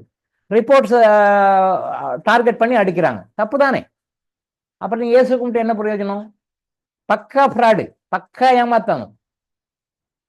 சொல்லப்போனா பக்கா மொல்ல மாதிரி தானுன்றாங்க இல்லையா? ரொம்ப லோக்கல் வேர்ட்ஸ் நம்ம யூஸ் பண்ண எனக்கே சங்கடமா இருக்கு. அந்த மாதிரி நடந்துக்கிறாங்க அவங்க. யாரும் கேட்கறது? யாரும் கேட்க முடியாது. உலக நாட்டு தலைவர்கள் கண்டனம் தெரிவிச்சு என்ன ஆக போகுது? அவங்க நல்லா சேஃப்டியா நல்லா பிரியாணி சாப்பிட்டு நல்லா வைட்டமா அண்ணன் உண்டா வகையா சாப்பிட்டு ஏசி உட்காந்து நான் கண்டனம் தெரிவிக்கிறேன். யாருக்கு என்ன ஆக போகுது? ஆனா என்ன நடக்குது? நீ பாட்டு சொல்லு, நான் பாட்டு செய்யறேன்னு யார் எதை சொன்னாலும் கண்டுக்கல, இஸ்ரேல் பண்ணிட்டு தான் இருக்கு. அந்த மக்கள், அப்பாவி மக்கள், அந்த பாலஸ்தீன்ல இருக்கிறவங்க பாதிச்சுட்டு தான் இருக்காங்க. அது கர்மா, அது வேற சப்ஜெக்ட்னு வச்சுக்கோங்க. அது வேற சப்ஜெக்ட். அது பத்தி பேசினா வேற மாதிரி டைவர்ட் ஆகணும். அப்புறம் பின்னாடி பேசுவோம். அந்த புரியல இருந்தா போதும்.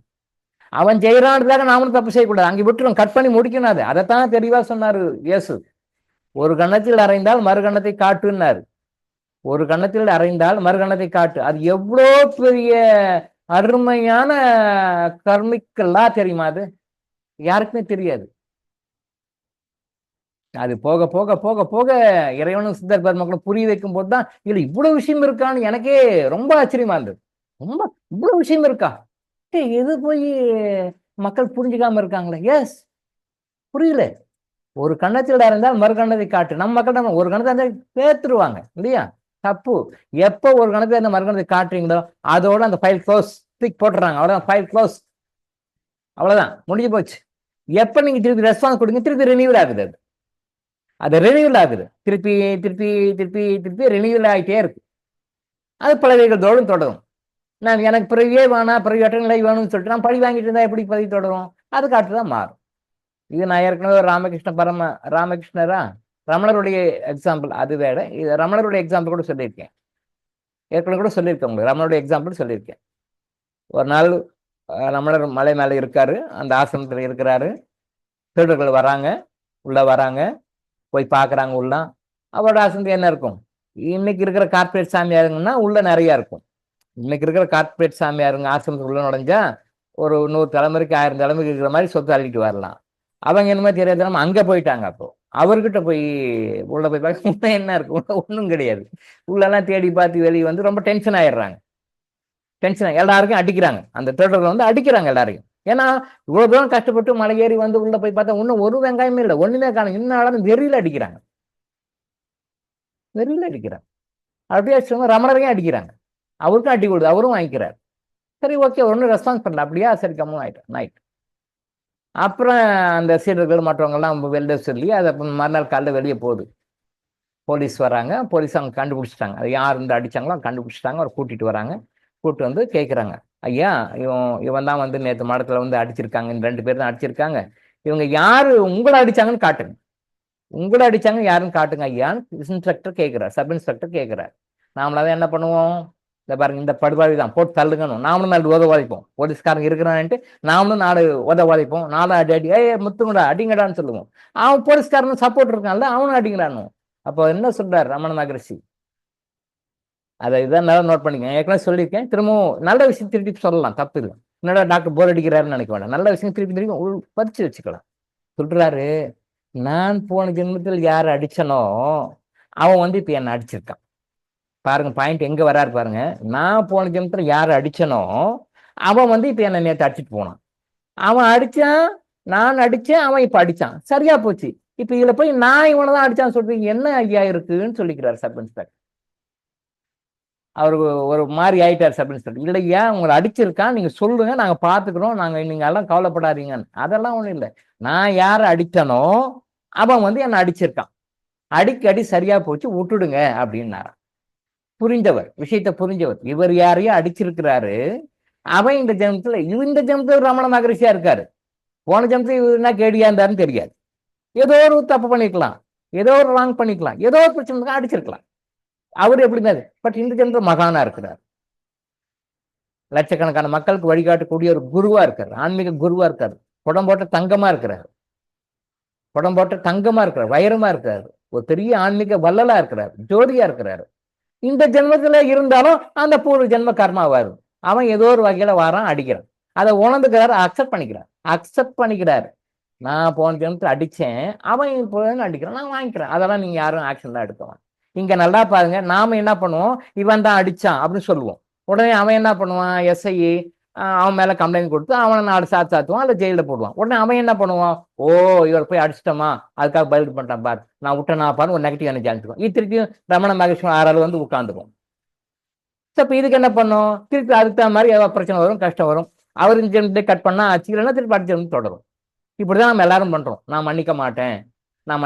நல்லா புரிஞ்சுக்கோங்க, முதல்ல காஸ், அப்புறம் தான் எஃபெக்ட். நல்லா திரும்ப புரிஞ்சு, இது பேசிக் ரூல். இதை புரிஞ்சுக்கணும். எத்தனை தடவை சொன்னா நீங்க மைண்ட் பயிற்சிக்கணும்.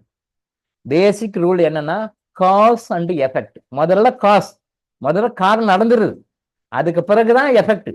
அப்போ இப்ப லைஃப்ல வந்து நம்ம கஷ்டப்பட்டு இருக்கோம்னா இது கரெக்ட், பெர்ஃபெக்ட். கடவுள் தப்பே பண்ண மாட்டார். தப்பே பண்ணாதவர் யாரு, அவர்தான் கடவுள். அவர்தான் கடவுள், அவர்தான் 100%. அவர் வந்து நீங்க குறையெல்லாம் கண்டுபிடிக்க முடியாது. 100% குறையே கிடையாது அவரு. நாம கம்மியா இருக்கிறோம், நம்ம மனிதன், நாம 100% நாமளும் டிவைன், கடவுள் ஆயிரும். அவர் தப்பா பண்ண மாட்டார். இப்ப நமக்கு இருக்கிற கஷ்டங்களுக்கு, நம்ம இருக்கிற துன்பங்களுக்கு எந்த துன்பமாக, இதை நாம யாருக்கோ கொடுத்துருக்கிறோம், குறைஞ்சபட்சம் 10-100 மடங்கு அதிகமா கொடுத்துருக்கோம். இது இல்லை, இதுல இருந்து இதே மாதிரி 10-100 மடங்கு அதிகமாக கொடுத்துருக்கிறோம். அந்த கஷ்டத்தை யாருக்கோ கொடுத்துருக்கோம். அவங்க இந்த ஜென்மத்துல நமக்கு எந்த மாதிரி உறவுல வந்தா அதை நமக்கு அந்த வலி வேதனை கஷ்டத்தை உணர வைக்க முடியுமோ அந்த உறவுல வருவாங்க. கணவனா வருவாங்க, மனைவியா வருவாங்க, பிள்ளையா வருவாங்க, பேரன் பேத்தியா வருவாங்க, பக்கத்து வீட்டுக்காரா வருவாங்க, பாசா வருவாங்க, சபானேட்டா வருவாங்க, சம்பந்தியா வருவாங்க, கணவன் கூட பிறந்தவங்களா வருவாங்க, மனைவி கூட பிறந்தவங்களா வருவாங்க, மருமகனா வருவாங்க, மருமகளா வருவாங்க. எந்த மாதிரி உறவுல போட்டு எங்க செக்கு வச்சா நாம அந்த பனிஷ்மெண்ட்டை அனுபவிச்சு அந்த பாடத்தை கற்றுக்கொள்வோமோ அதுல கரெக்டா வைக்கும். இதைதான் உயர்கர்ம வாரியம் செய்யுது. அந்த உயர்கர்ம வாரியத்துடைய வேலை என்னன்னா இந்த வேலை, யார் எங்க முடிச்சு போடணும், யார் எங்க கனெக்ஷன் பண்ணணும் அப்படின்னு போடுறது. அதான் டைவர்ஸ் கூட பண்ணாதீங்கன்னு சொல்ல காரணம் அதுதான். கடவுள் போட்ட முடிச்சு ஏதோ ஒரு காரணத்துக்காக எங்கேயோ இருக்கிற ஒரு ஆணையும் எங்கேயோ இருக்கிற பொண்ணையும் லிங்க் பண்றாரு. அதெல்லாம் முடியாது, தேவையில்லை, டோன்ட் கேர், நான் டைவர்ஸ் பண்ணிக்கிறேன் அப்படின்னு சொல்லி சொன்னா நாம போஸ்ட்போன் பண்றோம்னு அர்த்தம். பனிஷ்மெண்ட் தான், அதை அட்ஜர்ன் பண்றோம், போஸ்ட்போன் பண்றோம். திருப்பி அடுத்த ஜென்மத்துல வரும். யாரை நீங்க மன்னிக்கலையோ, யாருக்கிட்ட மன்னிப்பு கேட்க கௌரவம் பாக்குறீங்களோ, யாரை வந்து மன்னிக்கவே முடியாது அப்படின்னு சொல்லிட்டு நீங்க சேலஞ்ச் வச்சுட்டு இறக்குறீங்களோ, அவங்கதான் அடுத்த ஜென்மத்துல உங்க பிள்ளையா பிறப்பாங்க. அந்த பிள்ளை என்ன செஞ்சாலும் நீங்க பொறுத்துதான் ஆகணும், வேற வழியே இல்லை. அதுக்கு எல்லாமே செய்யணும். ஆய் போனால் கழுவி விடணும், யூரின் போனால் கழுவி விடணும், ட்ரெஸ்ஸை மாற்றணும், எல்லாம் செய்யணும், எல்லாம் பண்ணணும். யாரு? நீங்கள் போன ஜென்மத்தை மண்ணிக்காக விட்டீங்க இல்லையா, இன்னைக்கு அது வந்து மகனாக வந்து பழி வாங்கும். எஸ், ஹஸ்பண்டாக வந்து உயிரை வாங்குவார், ஒய்ஃபாக வந்து உயிரை வாங்குவாங்க, முன்ன நெருங்கி சொந்தங்களா வந்து உயிரை வாங்கணும். நீங்கள் எஸ்கேப்பே ஆக முடியாது அந்த இடத்துல. வேற வழியே இல்லை, அனுபவிச்சே ஆகணும். எஸ்கேப்பே ஆக முடியாது. எங்க மாதிரியான உறவு போட்டா எஸ்கேப்பே ஆக முடியும், அந்த மாதிரி வரும், அவங்கள கொண்டு வந்து இங்க போட்டுருவார். அந்த உயர்கர்ம வாரியம் அதான் செய்யும். ஓ, நீ மனித கேட்க மாட்டியா, நீ அவ்வளவு பெரிய லாட் டப்புக்கு தாசா அப்படின்னு சொல்லிட்டு அந்த உயர்கர்ம வாரியம் என்ன பண்ணும், மாத்தி தூக்கி போட்டுரும். அப்ப இங்கே ஒன்னும் எஸ்கேப்பே ஆக முடியாது. மகன் பண்ணுவான், அநியாயம் பண்ணுவான், ஒன்னும் கேட்க முடியாது. போன மாசம் ஒரு நியூஸ் பேப்பர் படிச்சு,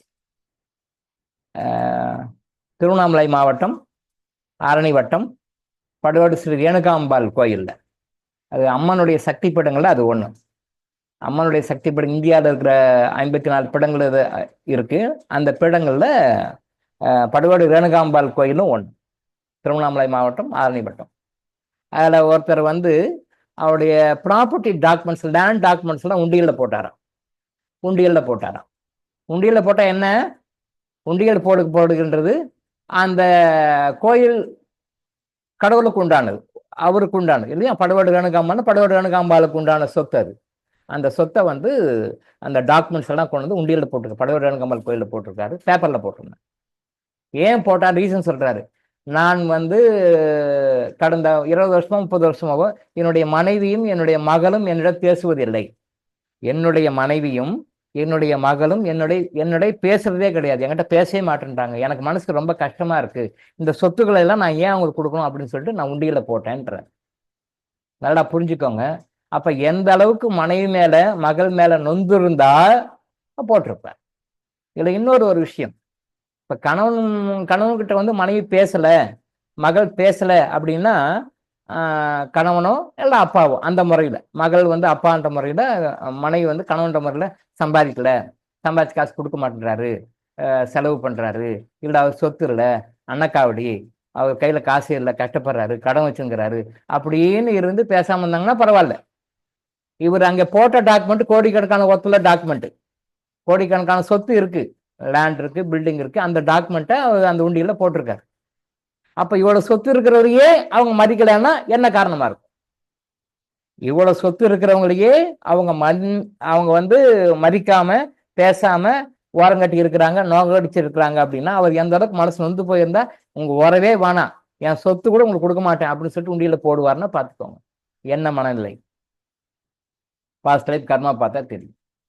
அந்த நம்ம மன்னிக்கலன்னு யாரை மன்னிக்கலையோ, ஓகே கடவுள் அப்படியா சரி ஓகே விட்டுருவாரு.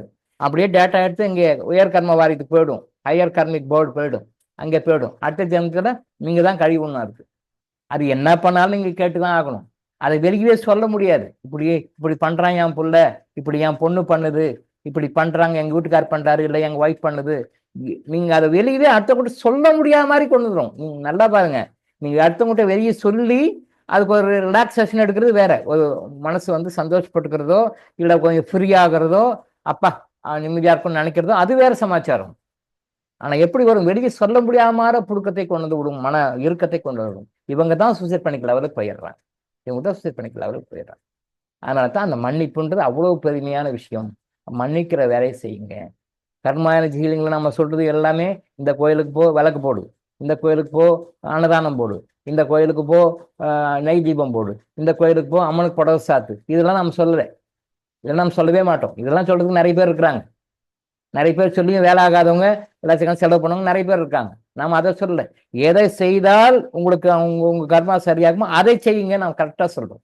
கர்மாயஜிலிங்க கரெக்டா சொல்றோம். உங்க பிரச்சனைலேருந்து வெளியே வந்து இந்த பிறவியிலேயே நீங்க இதெல்லாம் கிளியர் பண்ணிட்டு வெளியே வரதுக்கான வழிகளை தான் கர்மாயஜிலிங்க சொல்லுங்க. பிடிச்சிக்கிட்டீங்கன்னா உங்களை மாதிரி புத்திசாலிங்க யாருமே கிடையாது, விட்டுட்டோம்னா உங்களை மாதிரி லூசர்ஸ் யாருமே கிடையாது, துரஷ்டசாலிகள் யாருமே கிடையாது. அதிர்ஷ்டசாலிகளா இருப்பீர்களா, துரஷ்டசாலிகளாக இருப்பீங்களா, லக்கி பீப்புளா இருப்பீங்களா, அன்லக்கி பீப்புளா இருப்பீங்களா, நீங்க டிசைட் பண்ணி. ஸோ மன்னிக்கிறது சாதாரணமா வந்துடாது. ஆனா அந்த உண்மையை புரிஞ்சுக்கிட்டோம்னா அந்த மன்னிப்பு வந்துடும். அதனால ஃபர்ஸ்ட் எந்த ப்ராப்ளமா இருக்கும், whatever may be the problem you are suffering, either physical ailment or mental ailment or any spiritual ailment. Spiritual ஏல்மெண்ட்டும் இருக்கு, அது நான் விளக்கமா பின்னாடி சொல்றேன். ஸோ உடல் நோய்களாக இருந்தாலும் சரி, மனநோய்களாக இருந்தாலும் சரி, ஆத்மா சம்பந்தப்பட்ட நோய்களாக பிரச்சனைகளாக இருந்தாலும் சரி, எதுவாக இருந்தாலும் உங்க லைஃப்ல எந்த பிரச்சனையா இருந்தாலும், சில்லியா இருக்கட்டும், மேஜரா இருக்கட்டும், ரொம்ப ரொம்ப மேஜரா இருக்கட்டும், எந்த பிரச்சனையா இருந்தாலும் ஃபர்ஸ்ட் டார்கெட் முதல்ல வந்து அதுக்கு ஃபர்ஸ்ட் கீ வந்து தர்மம் தான். அதே மாதிரி அடுத்தது மன்னிப்பு தான்.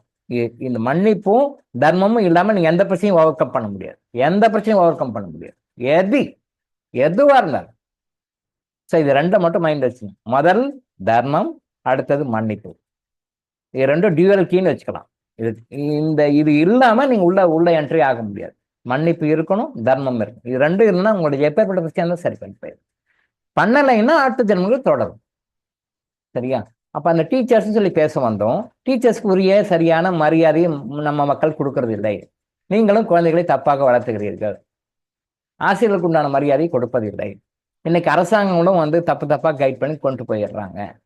நீங்க என்ன பண்ணுங்க, நீங்க உங்க குழந்தைகளை எப்படி வளர்த்துறீங்க, உங்க பேரம்பேத்திகளை எப்படி வளர்த்துறீங்க. சில பேர் சொல்லுவாங்க, தாத்தா பாட்டி சொன்னாலும் இப்ப இருக்கிற யங் ஜெனரேஷன் அதை கேட்கறது இல்லை, அவங்க பிள்ளைகளுக்கு கேட்கறது இல்லைன்னு சில பேர் வந்து சொன்னாங்க. ஒரு உண்மைதான். தாத்தா சொல்றாரு இப்படி பண்ணலாம், அப்படி செய்யலாம்ப்பா, பாட்டி சொல்றாங்க எல்லாம். அப்ப அவங்களுடைய மகள்கள் கேட்கறது இல்ல, என் மகன் இப்படிதான் வரணும், என் மகன் இப்படிதான் இருக்கணும் அப்படின்னு சொல்லிட்டு ஹை டென்ல போறாங்க. அப்படியே அந்த பல்ட்டி அட்டி வாங்க போறாங்க அடி. அப்பதான் தெரியும். பெரியவங்க சொல்றது வந்து கேட்கறது கிடையாது. குழந்தைகளை வந்து வளர்த்துற விதம் 100% தவறு. தப்பா வளர்த்துறாங்க. அன்பை சொல்லி கொடுத்து வளர்த்துங்க, பாஸ்த சொல்லி கொடுத்து வளர்த்துங்க. ஆனா இன்னைக்கு வளர்த்தும் போதே வெஸ்ட ஊத்தி தான் வளர்த்துறாங்க. இங்க பார், பாட்டி கிட்ட பேசக்கூடாது, தாத்தா கிட்ட பேசக்கூடாது. சரியா? அவங்க ஹஸ்பண்ட் சைட்ல இருந்து யாராவது வந்தாங்கன்னா ஒய்ஃப் சொல்றாங்க, ஹஸ்பண்ட் சைட்ல இருந்து யாராவது வந்தாங்க ஒய்ஃப் சொல்லி கொடுப்பேன். இங்க பார், பெரிய பக்கத்துலாம் பேசக்கூடாது, இந்த பக்கத்துலாம் பேசக்கூடாது.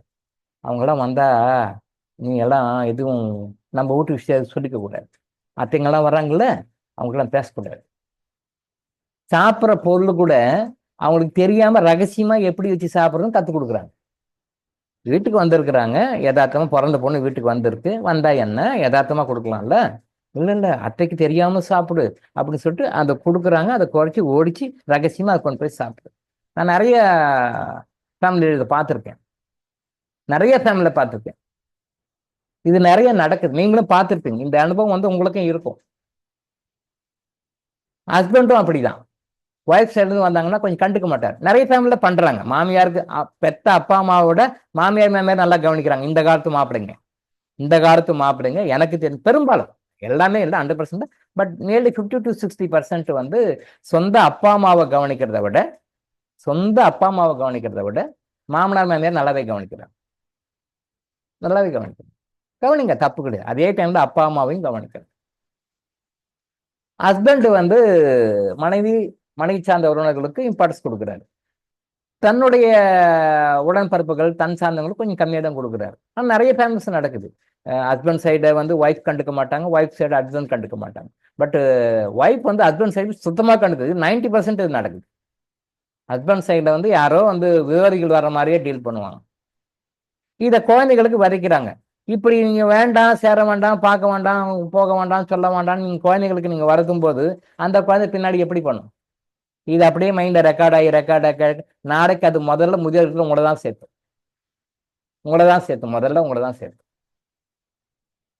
என் மகன் பெரிய மகன் ஜப்பான்ல இருக்கான், நடு மகன் கனடால இருக்கான், கடைசி மகன் யுஎஸ்ல இருக்கான். அப்படின்னு இவரு எங்க இருக்காரு? முதியோர்கள் இருக்கிறார். என்ன,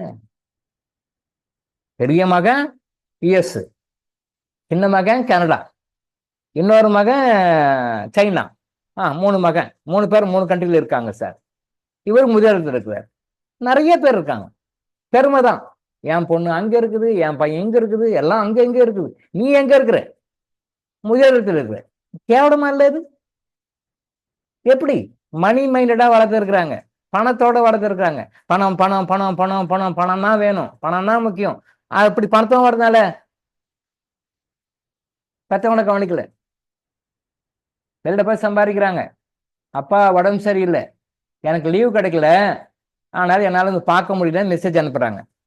எனக்கு லீவு கிடைக்கல வர்றதுக்கு, அப்பாவை நீங்களே பாருங்க, யாரு அக்கம் பக்கம் இருக்கிறவங்க, பக்கத்துல இருக்கிறவங்க நீங்க பாத்துக்கோங்க அப்படின்னு சொல்றாங்க. சரி, ஓகே. அப்பா இறந்துடுறாரு. அப்பா இறந்துடுறாரு, மெசேஜ் அனுப்புறாங்க. அப்பா இறந்துட்டாரா, எனக்கு லீவ் கிடைக்கல, இதுக்காக நான் வந்துட்டு லீவ் போட்டு வர முடியாது, லீவ் கிடைக்காது, நான் வேணா பணம் அனுப்பிச்சிடுறேன், செரிமனிஸ்ல நீங்களே பண்ணிடுங்க. பணம் அனுப்புறேன், செரிமனிஸ்ல நீங்களே பண்ணிடுங்க. யாரு பெத்து வளர்த்து ஆளாக்கின மகன் ஒரு அப்பாவுக்கு அந்த கடைசி காலத்துல அந்த ஈமக்கிரியை கூட பண்ண முடியாத அளவுக்கு அங்க பிஸியா இருக்காரு, சம்பாதிக்கிறார். எதை காட்டுகிறது? எதை காட்டுகிறது? இந்த அன்பு பாசத்தை காட்டுதான், பணத்தை காட்டுதான். அந்த பணத்தை வச்சு அவர் மட்டும் என்ன பண்ணுவார்? நாளைக்கு அவருக்கும் அதே கதி தான். பெற்றவங்களை கடைசி காலத்துல வச்சு பார்த்துக்க முடிஞ்சு அவங்கள பார்த்துக்க முடியாத நீங்க போய் ஃபாரின்ல உட்காந்து கோடி கோடியா சம்பாதிச்சு யாருக்கு புண்ணியம்? இன்னைக்கு நிறைய பேர் அதான் பண்ணிட்டு இருக்காங்க. இவங்களே பெருமையா அனுப்பிச்சிட்டு இருக்கிறாங்க, அவங்களும் இப்படிதான் பண்ணிட்டு இருக்காங்க. நிறைய நடக்குது. இப்போ பணத்தை அனுப்பிச்சிடுறேன் சார், நீங்களே பார்த்துக்கோங்க, நீங்களே பார்த்துக்கோங்க. நிறைய கேசஸ் நடக்குது. இது எதை காட்டுகிறது? பாசம் அன்பு இல்லைன்னு காட்டுகிறது, வளர்ப்பு சரியில்லைன்னு காட்டுகிறது. ஆசிரியர்கள் அப்படின்னா இந்த அரசாங்கம் என்ன பண்ணுச்சு, அந்த குருகுல முறை நமக்கு இருக்கும்போது அந்த அந்த மரியாதை, அந்த ஒரு அடக்கம் அதெல்லாம் இருந்தது. இன்னைக்கு அது இல்லை. ஃபாரின் சிஸ்டம் மாதிரி கொண்டுட்டு இங்கே பேரண்ட்ஸ் எல்லாம் வந்து பிள்ளைகளை வந்து வேற மாதிரி வளர்க்க ஆரம்பிச்சிட்டாங்க. டீச்சர்ஸை வந்து எதுவும் யாரும் திட்டக்கூடாது, யாரும் எதுவும் கண்டிக்க கூடாது, யாரும் பனிஷ்மெண்ட் கொடுக்கக்கூடாது அப்படின்னு மாதிரி தோணுட்டாங்க. கவர்மெண்ட்லேயும் சட்டம் போட்டான். தப்பு. டீச்சர்ஸ் என்ன பண்றாங்க, எந்த ஒரு பிரச்சனாலும் கண்டுக்குது, அவங்க பாட்டு மேலோட்டம் போயிடுறாங்க. மாணவ சமுதாயம் ரொம்ப மோசமா இருக்கு. யாரெல்லாம் அடி வாங்கி வாத்தியார்கிட்ட அடி வாங்கி படிச்சாங்களோ அவங்களாம் நல்லாவே இருக்கிறாங்க. யாரெல்லாம் அடி வாங்கி வாத்தியார்கிட்ட படிச்சாங்களோ அவங்களாம் நல்லாவே இருக்கிறாங்க. யாரெல்லாம் அடி வாங்காம இப்ப இப்ப மாடர்னா அப்படியே வளர்ந்துருக்கிறாங்களோ இவங்க தான் 1ஆம் நம்பர் கேடிகளாகவும் பொறுக்கிகளாகவும் குற்றவாளிகளாகவும் கிரிமினல்களாகவும் இருக்கிறாங்க. உண்மை உண்மை இது. பிகாஸ் பிள்ளைகளை நாம் வளர்த்தவில்லை. அரசாங்கம் சொல்லுது, ஒரு ஆசிரியர் அடிச்சாரு அப்படின்னா, ஒரு மாணவனை அடிச்சாரு அப்படின்னு சொல்லி சொன்னா அது எதுக்கு அடிக்கிறாரு?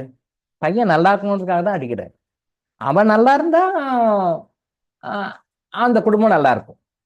அப்போ அந்த குடும்பம் நல்லா இருந்தா அந்த வீட்டுல இருக்க சம்மந்தப்பட்ட எல்லாரும் நல்லா இருப்பாங்க. வாத்தியாருக்கு என்ன அதனால? இந்த வாத்தியார் அடிக்கக்கூடாது அப்படின்னு சொல்லி வாத்தியார் மேல கம்ப்ளைண்ட் கொடுக்குற சிஸ்டம் இப்ப ரீசெண்டா ஒரு பேப்பர்லாம் கூட அடிக்கடி வருது. பேப்பர்ல வந்து அவர் அடிச்சிட்டாரு, இவர் அடிச்சிட்டாரு. இப்போ இப்போ இப்ப இருக்கிற ட்ரெண்டு, ஆசிரியர்களும் சரியில்லை, பெற்றோரும் சரியில்லை, பிள்ளைகளும் சரியில்லை. பெற்றோர்களும் சரியில்லை, அவங்க வளர்த்த பிள்ளைகளும் சரியில்லை, ஆசிரியர்களும் சரி. நான் ஆசிரியர்களையும் குறை சொல்லலாம், நான் இல்லைன்னு சொல்ல முடியாது. ஆனா எந்த ஆசிரியர்கள் தவறு செய்கிறார்கள்னு பார்த்தோம்னா நல்லா பார்த்துக்கங்க. நான் பிஹெச்டி பண்ணும்போது எல்லாம் நான் ரீசர்ச் பண்ணியிருக்கேன். ஆசிரியர்களும் தவறு செய்யலாம், இல்லைன்னு சொல்லலை. ஆசிரியர்கள் முன்ன மாதிரி ஆசிரியர்களாக இல்லை, மாணவர்களும் இந்த மாதிரி மாணவர்களாக இல்லை, பேரண்ட்ஸும் இந்த மாதிரி பேரண்ட்ஸா இல்லை. என்னுடைய ஃபேமிலி எல்லாமே டீச்சர்ஸ் ஃபேமிலி தான். நான் அடிக்கடி சொல்லியிருக்கேன், என்னுடைய ஃபேமிலி எல்லாமே டீச்சர்ஸ் ஃபேமிலி தான். எல்லாருமே டீச்சர்ஸ் தான். நான் மட்டும்தான் கொஞ்சம் அப்படி மெடிக்கல் ஃபீல்டுக்கு வந்துட்டேன். நான் டாக்டராக தான் போவேன், சித்தா டாக்டராக தான் போவேன், நான் டீச்சராக போக மாட்டேன். அப்புறம் அப்படி எப்படியே அடிச்சு அடிச்சு அடி வாங்கி அடி கொடுத்து என்னையும் வந்து ஒரு ஆசிரியராக கொண்டு விட்டாங்க சித்தர்கள். ஆன்மீக ஆசிரியராக, கவர்மெண்ட் சிலபஸ் கொடுக்குற அந்த ஆசிரியராக, கவர்மெண்ட் ஆசிரியராக இல்லாத ஆன்மீக ஆசிரியராக கொண்டு விட்டாங்க. நான் எப்பெல்லாம் வந்து நான் டாக்டராக தான் இருப்பேன், ஆசிரியராக மாட்டேன், டாக்டராக இருப்பேன், ஆசிரியராக மாட்டேன், சித்தா டாக்டராக மட்டுமே இருப்பேன், ஆசிரியராக மாட்டேன், எப்பெல்லாம் நான் மருந்து பிடிச்சனோ அப்பெல்லாம் எனக்கு அடி கொடுத்துருக்காங்க. சாதாரண அடி இல்லை, மரண அடி கொடுத்துருக்காங்க. அந்த அடி வாங்கி வாங்கி ஒரு வழியா ஆன்மீக ஆசிரியராக மாறி இப்போ உங்க முன்னாடி நான் உட்காந்துட்டு இருக்கேன். ஸோ டாக்டரா இருக்க வேண்டாம், அது பேசிக் குவாலிஃபிகேஷனாக வந்துரு, பட் நீ டாக்டரா இருக்க வேண்டாம், டாக்டருக்கு மேலே ஆன்மீக ஆசிரியராக வந்துருன்னு அவங்க டிசைட் பண்ணி எனக்கு கொண்டு வந்துட்டாங்க. எப்பெல்லாம் நான் வந்து எஸ்கேப் ஆனனோ, எப்பெல்லாம் வந்து மருந்து பிடிச்சனோ, எப்பெல்லாம் மாட்டேன்னு அடம் பிடிச்சனோ அப்பெல்லாம் அடி விழுந்திருக்கேன். அடிச்சு அடிச்சு அடி வாங்கி இன்னைக்கு உங்க முன்னாடி ஒரு ஆன்மீக ஆசிரியராக வந்து உட்கார்ந்துட்டு இருக்கேன். அந்த ஆசிரியர்ன்றது வந்து ஒரு புனிதமான ஒரு கடவுளுக்கு இணையான ஒரு பொறுப்பு. அது அந்த ஆசிரியர்கள் எந்த ஆசிரியர் மரியாதை கொடுங்க, குழந்தைங்களுக்கு மரியாதை கொடுக்க சொல்லுங்க, டீச்சர்ஸ்க்கு மரியாதை கொடுக்க சொல்லுங்க.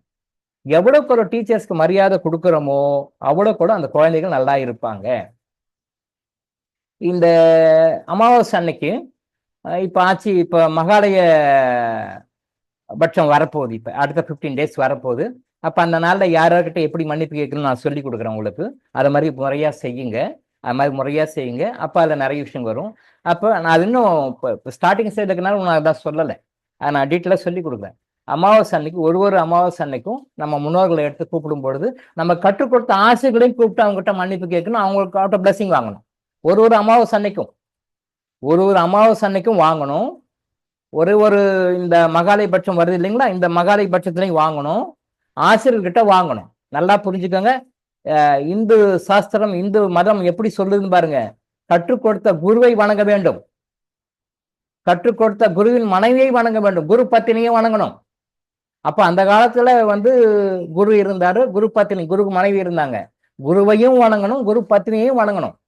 அப்ப அந்த காலத்துல அது சரி சார். இப்ப நம்ம நிறைய டீச்சர்ஸை பாக்குறோமே, இப்போ நிறைய டீச்சர்ஸ், இப்போ ப்ரீகேஜியில் ஆரம்பிச்சோம்னா நம்ம பிஹெச்டி முடிக்கிறதுக்கு நிறைய டீச்சர்ஸ் பார்க்குறோம், வெவ்வேறு பேர்ல பார்க்குறோம். டீச்சர்னு பார்க்குறோம், மென்டார்னு பார்க்குறோம், ப்ரொஃபஸர்னு பார்க்குறோம், ரீடர்னு பார்க்குறோம். எப்படி பார்த்தாலுமே அப் டு பிஹெச்டி வரைக்கும் நமக்கு கைட் பண்றவங்க எல்லாமே டீச்சர்ஸ் தான். டீச்சர்ஸ் வெவ்வேறு பேர்ல கூப்பிடுறோம். இவங்க எலிமெண்டரி ஸ்கூல் டீச்சர்ஸ், இவங்க மிடில் ஸ்கூல் டீச்சர்ஸ், இவங்க ஹை ஸ்கூல் டீச்சர்ஸ், இவங்க ஹையர் செகண்டரி ஸ்கூல் டீச்சர்ஸ், இவங்க college teachers, readers, lecturers, professor. Okay, medical காலேஜ்ல டீன். யாராக இருந்தாலும் டீச்சர்ஸ் தான், எல்லாமே டீச்சர்ஸ் தான். அந்த டீச்சர்ஸ்க்கு மரியாதை கொடுங்க. அந்த டீச்சர்ஸ் நல்லா நோட் பண்ணிக்கோங்க, வேஸ்ட் ஆஃப் டைம் கிடையாது. உங்களுக்கு ஒரு லிஸ்ட் போட்டுக்கோங்க, நீங்க உங்களுக்கு ஞாபகம் வர்ற மாதிரி. நீங்க ப்ரீகேஜில இருந்து அல்ல ஃபர்ஸ்ட் ஸ்டாண்டர்ட் இருந்து யாரெல்லாம் டீச்சர் படிச்சீங்களோ அவங்க பேரெல்லாம் எழுதிக்கோங்க, அவங்க பேரெல்லாம் எழுதிக்கோங்க, ஞாபகப்படுத்தி எழுதுங்க, ஞாபகம் வர்றது எழுதுங்க. அப்போ அவங்களுடைய மனைவிமார்கள், குரு பத்தினிகள், டீச்சர்ஸ் அப்படின்னா அவங்களுக்கு பேர் தெரியாது, யாருன்னு தெரியாது. பட் அப்போ நம்ம படிக்கும்போது எப்படி படிக்கணும்னா, அந்த ஆசிரியர்கள் அவர்களுடைய துணைவியார்கள், அவங்களுடைய மனைவிமார்கள், அவங்களுடைய பத்தினிகள் சொல்லி படிக்கணும். இப்போ லேடி டீச்சர்ஸ்கிட்ட படிச்சிருக்கீங்க, நிறைய இப்போ லேடி டீச்சர்ஸ் எல்லாம் இருப்பாங்க. அப்பெல்லாம் ஜென்ஸ் டீச்சர்ஸ், இப்போ லேடி டீச்சர்ஸ் இருப்பாங்க. இப்போ லேடி டீச்சர்ஸ்னா அவங்க போட்டுக்கோங்க, அவங்க ஹஸ்பண்ட் யாரு என்னன்னு உங்களுக்கு தெரியாது, அவங்க ஹஸ்பண்ட் யாரு என்னன்னு தெரியாது. அந்த டீச்சர்ஸ் பேரை போட்டு அந்த டீச்சர்ஸினுடைய கணவன்மார்கள், அந்த டீச்சர்ஸ், அந்த ஆசிரியர்களுடைய வாழ்க்கை துணைவர்கள், அவங்ககிட்ட எல்லாம் நான் மன்னிப்பு கேட்கிறேன் அப்படின்னு சொல்லிட்டு அவங்ககிட்ட மன்னிப்பு கேட்டு ஆசீர்வாதம் கேட்கணும். சார் அவங்க யாருன்னு எனக்கு தெரியாது சார், நான் போய் எதுக்கு சார் அவங்க கேட்கணும்ல சொல்லாதீங்க, அதுக்கு நான் விளக்கம் சொல்றேன். ஏன் கேட்கணும், எதுக்கு கேட்கணும் அப்படின்னு சொல்லி கேட்கிறேன். ஏன்னா மகாலய பட்சத்திலையும் சரி, ஒரு அமாவாசையிலையும் சரி, நமக்கு கற்றுக் கொடுத்த குருமார்கள்ட்ட கேட்கணும். அப்ப ஒரு குருமார்கள், 2 குருமார்களும் மேக்சிமம் போச்சுன்னா 3 குருமார்கள் இருப்பாங்க, 3 குருபத்தினிகள் அவங்க லைன்ல இருப்பாங்க. பட் இப்ப நம்ம சிஸ்டம் மெக்கானிக் சிஸ்டத்துல மாறிட்டதுனால அப்புறம் ப்ரீகேஜில இருந்து பிஹெச்டி வரைக்கும் எத்தனை டீச்சர்ஸ் இருந்தாலும் லிஸ்ட் போடுங்க, எத்தனை பேர்னாலும் லிஸ்ட் போடுங்க. அது ஜென்ஸ் டீச்சரா இருந்தாலும் சரி, லேடி டீச்சரா இருந்தாலும் சரி, அந்த லிஸ்ட்டை போடுங்க.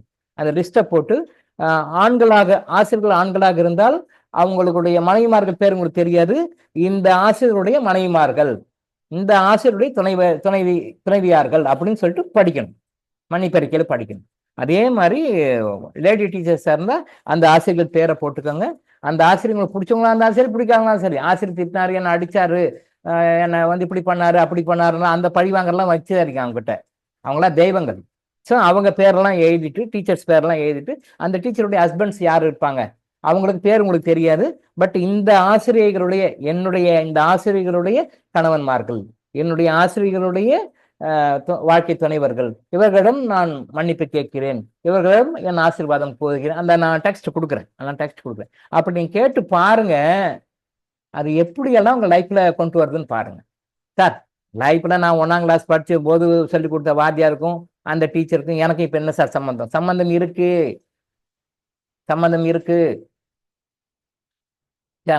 யூகேஜில எனக்கு சொல்லி கொடுத்த மிஸ்ஸுக்கும் இப்ப என்ன சார் சம்பந்தம் இருக்கு? அந்த மிஸ் எங்கேயோ ஒரு இடத்துல இருப்பாங்க. உங்களுக்கு 7th ஸ்டாண்டர்ட் சொல்லி கொடுத்த டீச்சரோ ஆசிரியோ இப்ப உயிரோட இருக்கலாம், இல்லாமலே இருக்கலாம், மேபி இருக்கலாம், இல்லாம இருக்கலாம். எங்க இருந்தாலும் அவங்ககிட்ட மன்னிப்பு கேட்கணும்.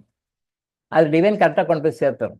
அவங்க உயிரோட இருந்தாலும் அங்க கொண்டு போய் சேரும், அவங்க உயிரோட இல்லைனாலும் அவங்க எங்க இருக்காங்கன்னு கொண்டு போய் சேர்த்துரும். ஆவிரத்து இருந்தாலும் கொண்டு போய் சேர்த்தோம், மறுபடியும் இருந்தாலும் கொண்டு போய் சேர்த்தோம். ஏதோ ஒரு வகையில் அவங்க தான் டிவைன் பிளஸிங் உங்களுக்கு வரும். நீங்கள் நல்லா இருப்பீங்க. நிறைய விஷயங்கள் இருக்குது. அமாவாசை அன்னைக்கு கும்புறதுலையும், மற்ற இந்த நாட்கள் கும்புறதுலையும், மற்ற மற்ற நாட்களோட மன்னிப்பு கேட்கறதுலையும் நிறைய விஷயங்கள் இருக்கு. நிறைய சீக்ரெட்ஸ் இருக்கு. நான் தான் திரும்ப திரும்ப சொன்னேன், இந்த மன்னிப்பு கேட்கறத மட்டும் நீங்க கரெக்டா மன்னிப்பு கேட்டு மன்னிப்பு கொடுக்கணும். ரெண்டும் கேட்கணும். மன்னிப்பு கேட்கறது, மன்னிப்பே கேட்க மாட்டாங்க, சரி அப்படியே கேட்டாலும் கொடுக்க மாட்டாங்க. மன்னிப்பும் கேட்கணும், மன்னிப்பு கொடுத்து பாருங்க, உங்க லைஃப் எப்படி மாறுது பாருங்க. ஹாப்பியா உங்க லைஃப் எப்படி எப்படி சார் இவ்வளவு எல்லாம் டிஎன்ஏ இருக்கு, இதை யாருமே சொல்ல மாட்டேன்றாங்க. யாருமே சொல்ல மாட்டேன்றாங்க. யாராவது சொல்லிக்காங்களா பாருங்க. கோயிலுக்கு போய் விளக்கத்து சாமி கும்பிடும், கோயிலுக்கு போய் விளக்கத்து சாமி கும்பிடும், நெய் விளக்கு போடும், அம்மனுக்கு புடவை சாத்தி. என்ன சாத்தி என்னத்த கண்டீங்க இது வரைக்கும்? உங்க கஷ்டம் ஏதாவது போயிருக்கா? உங்க கஷ்டம் ஏதாவது போயிருக்கா? கோயில போய் கல்யாணம் பண்றீங்க, அப்புறம் ஏன் கல்யாணம் போட்டுக்குது? அப்புறம் ஏன் பிரச்சனை? கோயிலெல்லாம் பண்றது இல்லை, இப்போ ரொம்ப குறைஞ்சி போச்சு. கோயில்ல பண்றது காரணம் என்னன்னா, அந்த கோயில்ல கல்யாணம் பண்ணும் பொழுது அந்த மாப்பிள்ளையினுடைய ஜாதகத்துல ஏதாவது தோஷங்கள் இருந்தாலும், பொண்ணினுடைய ஜாதகத்துல ஏதாவது தோஷம் இருந்தாலும் அது நியூட்ரலைஸ் ஆயிடும். மேக்சிமம் ஓரளவுக்கு நியூட்ரலைஸ் ஆகும். கர்மா ஹெவியா இருந்தா எப்படியா இருந்தாலும் நியூட்ரலைஸ் ஆகும். பட் கம்மியா, ரொம்ப ஹெவியா இருந்ததுன்னா கொஞ்சம் குறையும், கம்மியா இருந்ததுன்னா ஃபுல்லாவே கிளியர் ஆயிடும். பட் கர்மா கோயில் சன்னிதானத்தில் செய்யப்படுகின்ற திருமணங்களுக்கு கண்டிப்பாக ஒரு எனர்ஜி அந்த அந்த கோயிலிருந்து பாசிட்டிவ் எனர்ஜி வரும். அந்த பாசிட்டிவ் எனர்ஜி அது கிரியேட் பண்ணும். இன்னைக்கு அந்த மாதிரி கோயில்கள் இல்லைன்றது வேற சமாச்சாரம். இன்னைக்கு அந்த மாதிரி கோயில்கள் இல்லை, வேற சமாச்சாரம். கோயிலில் போய் சேர்த்து போட்டு தான் வராங்க நிறைய பேர். அந்த ஆதாரபூர்வம் நான் உங்களை விளக்க முடியும். நான் சொல்றேன், ஃபியூச்சர் சொல்றேன். எந்த கோயிலுக்கு போய் என்ன ஒம்ப வேலைக்கு வாங்கிட்டு வந்தாங்கன்னு நான் உங்களுக்கு எடுத்துக்காட்டோட சொல்றேன். நான் ஃபியூச்சரை சொல்றேன், இப்ப வேண்டாம். அப்ப கோயிலில் திருமணம் பண்ணது, அப்ப பண்ணது இப்போ எல்லாமே மேரேஜ் ஹாலில் தான் பண்றாங்க. பட் அப்ப கோயில்ல பண்ணாங்க. அப்ப கோயில்ல பண்ணக்கூடிய காரணம் என்னன்னா, அந்த டிவைன் பவர் அந்த மணமக்களுக்கு போகும். அந்த மணமகனுடைய அந்த மணமகளுடைய ஜாதகத்துல ஏதாவது தோஷம் இருந்தால் நியூட்ரலைஸ் பண்ணி விட்டுரும். 50 இருந்தா கிளியர் ஆயிடும், 70 இருந்தா கிளியர் ஆயிடும், 100% இருந்தா ரொம்ப கிளியர் பண்ண முடியாது. அது கர்மா டு கர்மா வேரி ஆகும், கொஞ்சம் குறைச்சி. பட் என்னைக்கோ கோயில்ல பண்ணுகின்ற கல்யாணங்கள் டைவர்ஸ்க்கு மேக்ஸிமம் போகவே போகாது. 99.9% டைவர்ஸ் போகவே போகாது. பிகாஸ் அந்த எனர்ஜி கொஞ்சம் பேலன்ஸ் பண்ணி கொண்டு வந்து. இன்னைக்கு அது பக்கமே போறது எல்லாமே மண்டபம் தான். நிறைய பாதி டைவர்ஸ் தான் போகுது. மண்டபத்தில் இருக்கிற எனர்ஜி வேற, கோயில் இருக்கிற எனர்ஜி வேற. நீ கோயில் இப்போ எனர்ஜி இல்லைன்றது கொடுமையான விஷயம் தான். அதுக்கு தான் இந்த மாதிரி விஷயத்துல நம்ம எனர்ஜி கொண்டு வரணும் அப்படின்றது. ஸோ அப்போ அந்த டீச்சர்ஸ்ன்னு சொல்லும்போது அந்த டீச்சர்ஸ்க்கு மரியாதை கொடுத்து மரியாதையா வாழும். ஏன் நீங்கள் தான் ஸ்கூல்ல உங்க பேரனோ பேத்தியோ யாராவது இருந்தாங்கன்னா நீங்க சொல்லுங்க, உங்க டீச்சர்ஸ் கிட்ட போய் சொல்லுங்க, ஐயா என் பொண்ணோ என் பையனோ என் பேரனோ பேத்தியோ தப்பு செஞ்சா கண்டிங்க, தண்டிங்க, அடிங்க, தப்பு இல்லை அடிங்க, அதனால ஒன்றும் தப்பு நான் கேட்க மாட்டேன்னு சொல்லுங்க. பிகாஸ் நீங்க நல்லா இருக்கணுன்றதுக்காக, உங்க குழந்தைங்க நல்லா இருக்கணுக்காக தான் இங்க எல்லாம் பண்றீங்க. அரசாங்கம் சட்டம் போடட்டும், இருக்கட்டும், பரவாயில்ல. நீங்க சொல்லுங்க, உங்க டீச்சர்ஸ் கிட்ட சொல்லுங்க, பிள்ளைய அடிங்க, கண்டிங்க, திட்டுங்க, தப்பு இல்லை அப்படி நீங்க தைரியம் சொல்லுங்க அவங்களுக்கு. இப்படிதான். எங்க அப்பா டீச்சர், எனக்கு நல்ல கவனம் இருக்கு. நிறைய பேர் வருவாங்க, வந்துட்டு சொல்லுவாங்க எங்க அப்பா கிட்ட, ஐயான்னு தான் சொல்லுவாங்க, சார்லாம் சொல்ல மாட்டாங்க, ஐயான்னு தான் சொல்லுவாங்க. ஐயா இந்த பையனுக்கு கண்ணை ஒன்று விட்டுடுங்க ஐயா, கண்ணை மட்டும் விட்டுடுங்க, மற்ற பிச்சு பெனர் எடுங்க, என்ன வேணாலும் பண்ணுங்க, நான் என்னன்னு கேட்க மாட்டேன். தோலை உரிச்சு உப்பு கண்ணை போட்டுருங்க ஐயா, நான் ஒண்ணுமே கேட்க மாட்டேன். அவன் படிச்சா போதுங்க ஐயா. அம்மா மாத்தவங்களும் அப்பா மாறவங்க சொல்லுவாங்க, நான் பார்த்துருக்கேன் எங்க அப்பா கிட்ட. ஐயா கண்ணை ஒன்று விட்டுடுங்க, நீங்க என்ன வேணாலும் பண்ணுங்க, அடிச்சு பின்னுங்க, தோலை உரிச்சு உப்பு கண்டம் போடுங்க, அவன் படிச்சா போதுங்க ஐயா அப்படின்னு சொல்லுவேன். இன்னைக்கு தலைகீழ மாறி போச்சு. என்னோட சிஸ்டர் ஒரு தடவை சொன்னாங்க, என்னுடைய மாமா, எங்க வீட்டு மருமகன் மாமா, அவரும் டீச்சர் தான். ஒரு ஒரு பையனை அவர் அடிச்சுட்டு இருக்கிறாரு. அவன் போலீஸ் ஸ்டேஷன்ல போய் கம்ப்ளைண்ட் கொடுத்துட்டாங்க. என் ஆசிரியர் என்ன அடிச்சுட்டாருன்னு சொல்லி போலீஸ் ஸ்டேஷன் கம்ப்ளைண்ட் கொடுத்தாங்க. எங்க மாமா என்கிட்ட சொல்ல, ஒரு தடவை எங்க சிஸ்டர் தான் என்கிட்ட சொன்னாங்க, இந்த மாதிரி பையனை மாமா அடிச்சுட்டாரு கிளாஸ்ல, அவன் போலீஸ் ஸ்டேஷன்ல கம்ப்ளைண்ட் கொடுத்துட்டான்.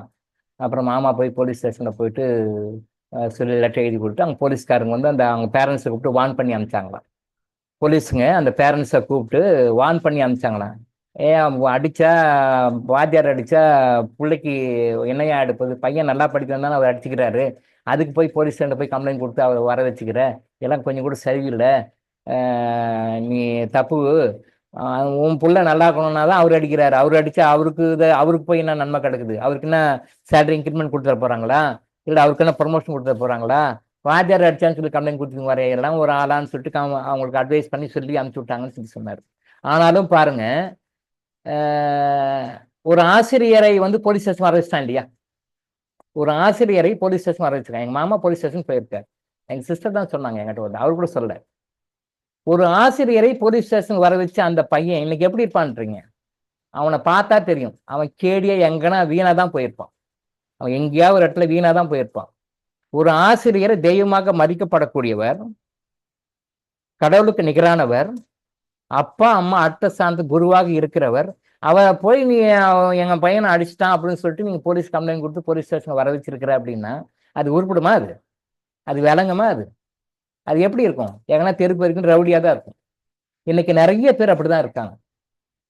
எங்க ஸ்கூல்ல வாத்தியார்கிட்ட அடி வாங்காத வளர்ந்த பிள்ளைகள் இருக்கிறார்களோ அவங்கத்தான் இன்னைக்கு ரவுடிகளாக, கிரிமினல்களாக ஜெயில்கள் இருக்காங்க, போலீஸ் ஸ்டேஷன், கோர்ட்டு, கேஸ்ன்னு இருக்கிறாங்க. நிறைய பேர் நான் பார்த்துருக்கேன். நிறைய பேரை பார்த்துருக்கேன். கிட்டத்தட்ட ஒரு 400 பேரை நான் பிஹெச்டி பண்ணும்போது, போஸ்ட் பிஹெச்டி பண்ணும்போது நினைக்கிறேன் சர்வே பண்ணியிருக்கேன். இவங்க எல்லாமே வாழுங்காலத்தில் வாத்தியார்களை மதிக்கல, வாத்தியாருங்களை கண்டுக்கல, வாத்தியாரை வந்து இன்சல்ட் பண்ணவங்க, வாத்தியாரை வந்து கிண்டல் பண்ணவங்க, வாத்தியாரை மதிக்காதவங்க, அதனால பேரண்ட்ஸையும் மதிக்காதவங்க, இவங்க தான் இன்னைக்கு இருக்கிற நம்பர் 1 கேடிகள், கிரிமினல் ரவுடிங்களா இருக்கிறாங்க. ஒரு கம்ப்ளைண்ட் கொடுக்குறோமே, இந்த பையன் சொல்றானே, பேரண்ட்ஸ்க்காக புத்தி வேணாமா? இது எங்க மாமாவுக்கும் நடந்த இன்சிடென்ட் மட்டும் இல்லை, நிறைய இடத்துல நடக்குது. நிறைய பேப்பர்ல பார்த்தோன்னா ஒரு நாளைக்கு ஒரு 4 நியூஸ் வருது, ஆசிரியர் மேல கம்ப்ளைண்ட் கொடுத்தான்ட்டு.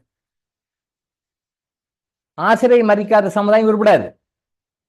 ஆசிரியை தெய்வமாக வழிபடாத சமுதாயம் உருப்படாது. நான் ஆசிரியர் ஃபேமிலி சேர்ந்தவன்றதுக்காக சொல்லல.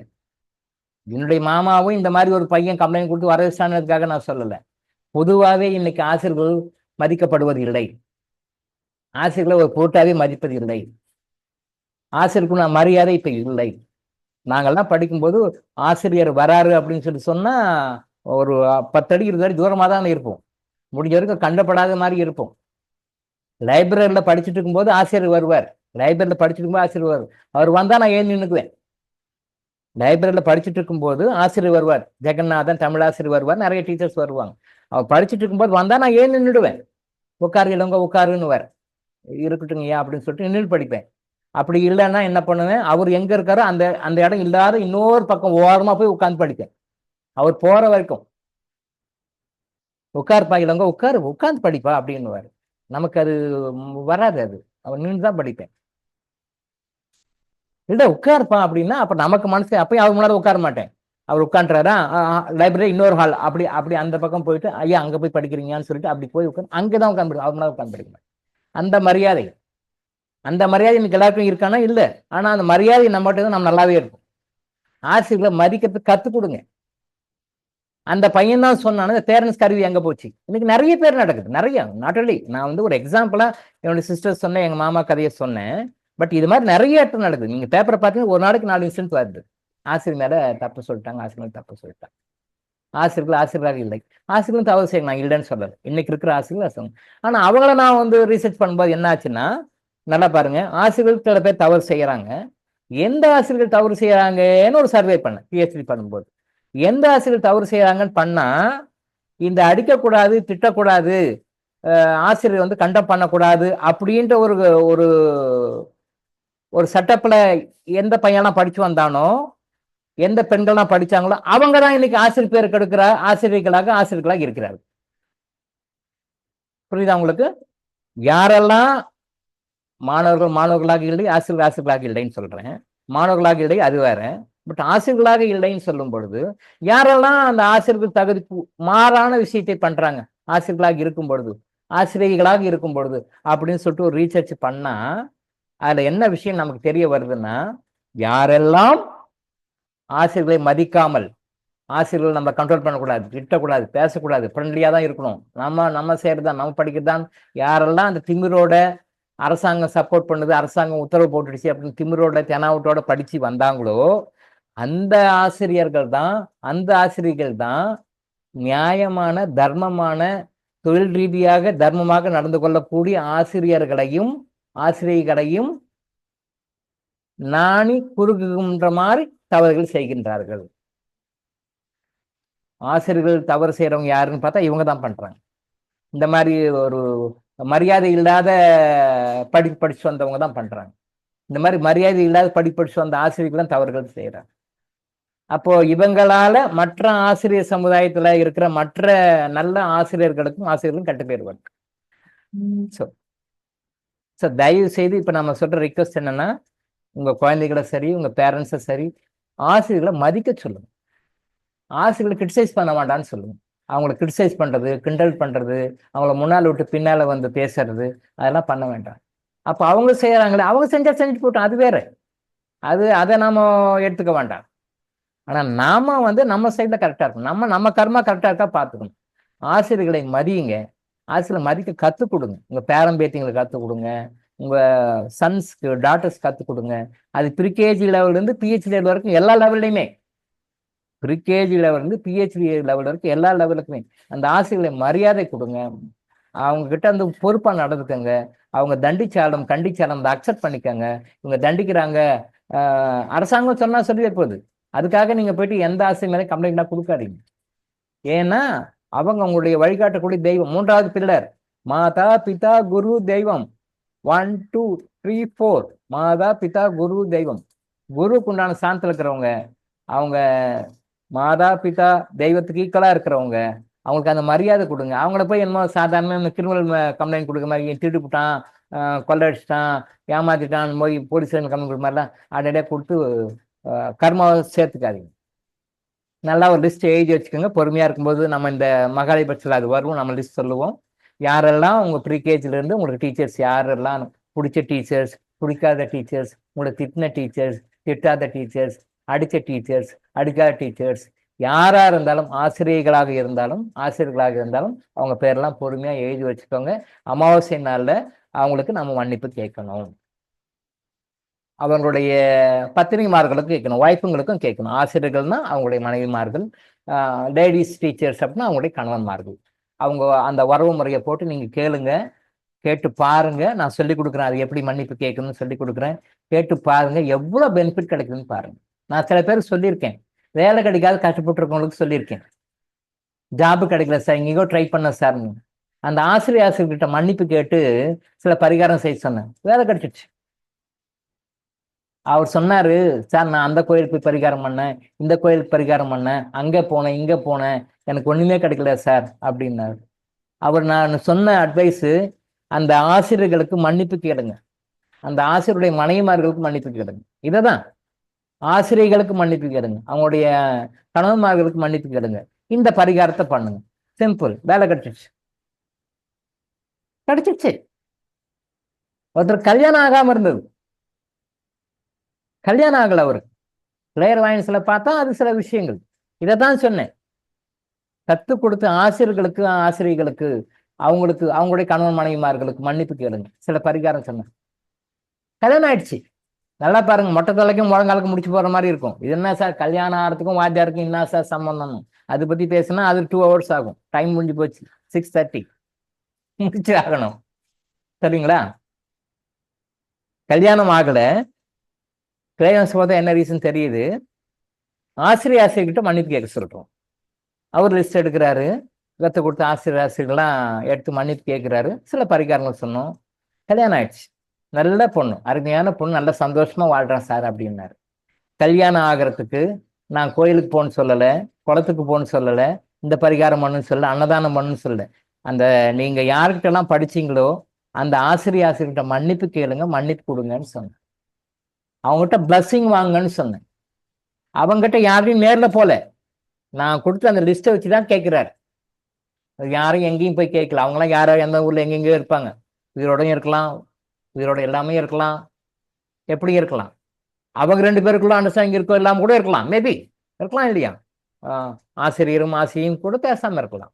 அந்த ஆசிரியரும் அவருடைய கணவரும் மனைவியும் கூட பேசாம இருக்கலாம், சம்மந்தப்பட்ட ஆண்னா பெண், பெண்ணா ஆண். ஆசிரியர்னா அவங்களுடைய வாய்ப்பு, ஆசிரியர்னா அவங்களுடைய கணவன், அவங்க கூட பேசாம கூட இருக்கலாம், இல்லை பேசலாம், உயிரோடு இருக்கலாம், உயிரோட எதுவா இருந்தாலும் நம்மகிட்ட ஆத்மா தான். அவங்க ஒண்ணு இந்த பூமியில இருப்பாங்க, இல்லைன்னா ஆவி உலகத்துல இருப்பாங்க, அப்படின்னா வேற பிறகு எடுத்திருப்பாங்க. ஆத்மாக்கு எல்லா லிங்க்கும் இருக்கும், நமக்கு தான் லிங்க் கட் ஆயிடுது, டெத்தோட கட் ஆயிடுது. பட் நீங்க அங்க சொல்லும் போது அது ஆத்மா கிட்ட போகும், அவங்க எங்க போயிருக்காங்க பார்க்கும். அது இங்க இருக்காங்களா அங்க போய் சேரும், இல்லைன்னா ஆவி இருக்காங்களா அங்க போய் சேரும். இல்லை மறுபடியும் எடுத்துட்டாங்களா, அவங்க எங்கேயோ ஒரு நாட்டில் ஏதாவது ஊரில் இருப்பாங்க, அது கரெக்டாக போய் சேரும். அது கரெக்டாக செய்வார். இறைவன் அந்த வேலை கரெக்டாக செய்வார். போனாரு, செஞ்சாரு, கல்யாணம் ஆயிடுச்சு. ஜாப் கிடைச்சது ஒன்று, கல்யாணம் ஆயிடுச்சு ஒன்று. நிறைய கேசஸ் இருக்கு, இன்னும் நிறைய கேசஸ் இருக்கு அந்த மாதிரி. வேற ஏதாவது ஃபைனான்சியல் ப்ராப்ளம் ரொம்ப கஷ்டம். இதை தான் சொன்னேன் அவருக்கு. சார், உங்க ஆசிரியர்கிட்ட மன்னிப்பு கேளுங்க, அவங்ககிட்ட பிளஸ்ஸிங் வாங்குங்க, இந்த பரிகாரம் பண்ண ஒரு 2-3 பரிகாரம் சொன்னேன். இந்த பரிகாரம் தான் கோயிலுக்கு போகிற பரிகாரங்க. நான் எப்பவுமே கோயிலுக்கு போகிற பரிகாரம் சொல்லவே மாட்டேன். கோயிலுக்கு போகிற பரிகாரம் நான் யாருக்குமே சொல்ல மாட்டேன். இந்த கோயிலுக்கு போங்க, இதை கும்பிடுங்கன்னு சொல்லவே மாட்டேன். கும்பிட வேண்டியது நம்ம கிட்ட கடவுள் இருக்காரு. நம்ம கடவுள் நம்ம இங்க இருக்கும்போது உட்கார்ந்தது கும்பிட்டு அங்கேருந்து ஓடும் கடவுள். அது சொல்லுங்க.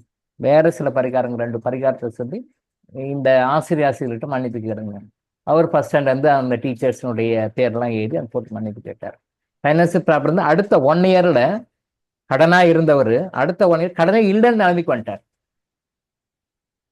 கடன் இருந்தது எத்தனையோ 45 lakhs ஏதோ சொன்னார். கடன் அவருக்கு அன்னைக்கு நம்ம கிட்ட வரும்போது 45 lakhs ஏதோ கடன்.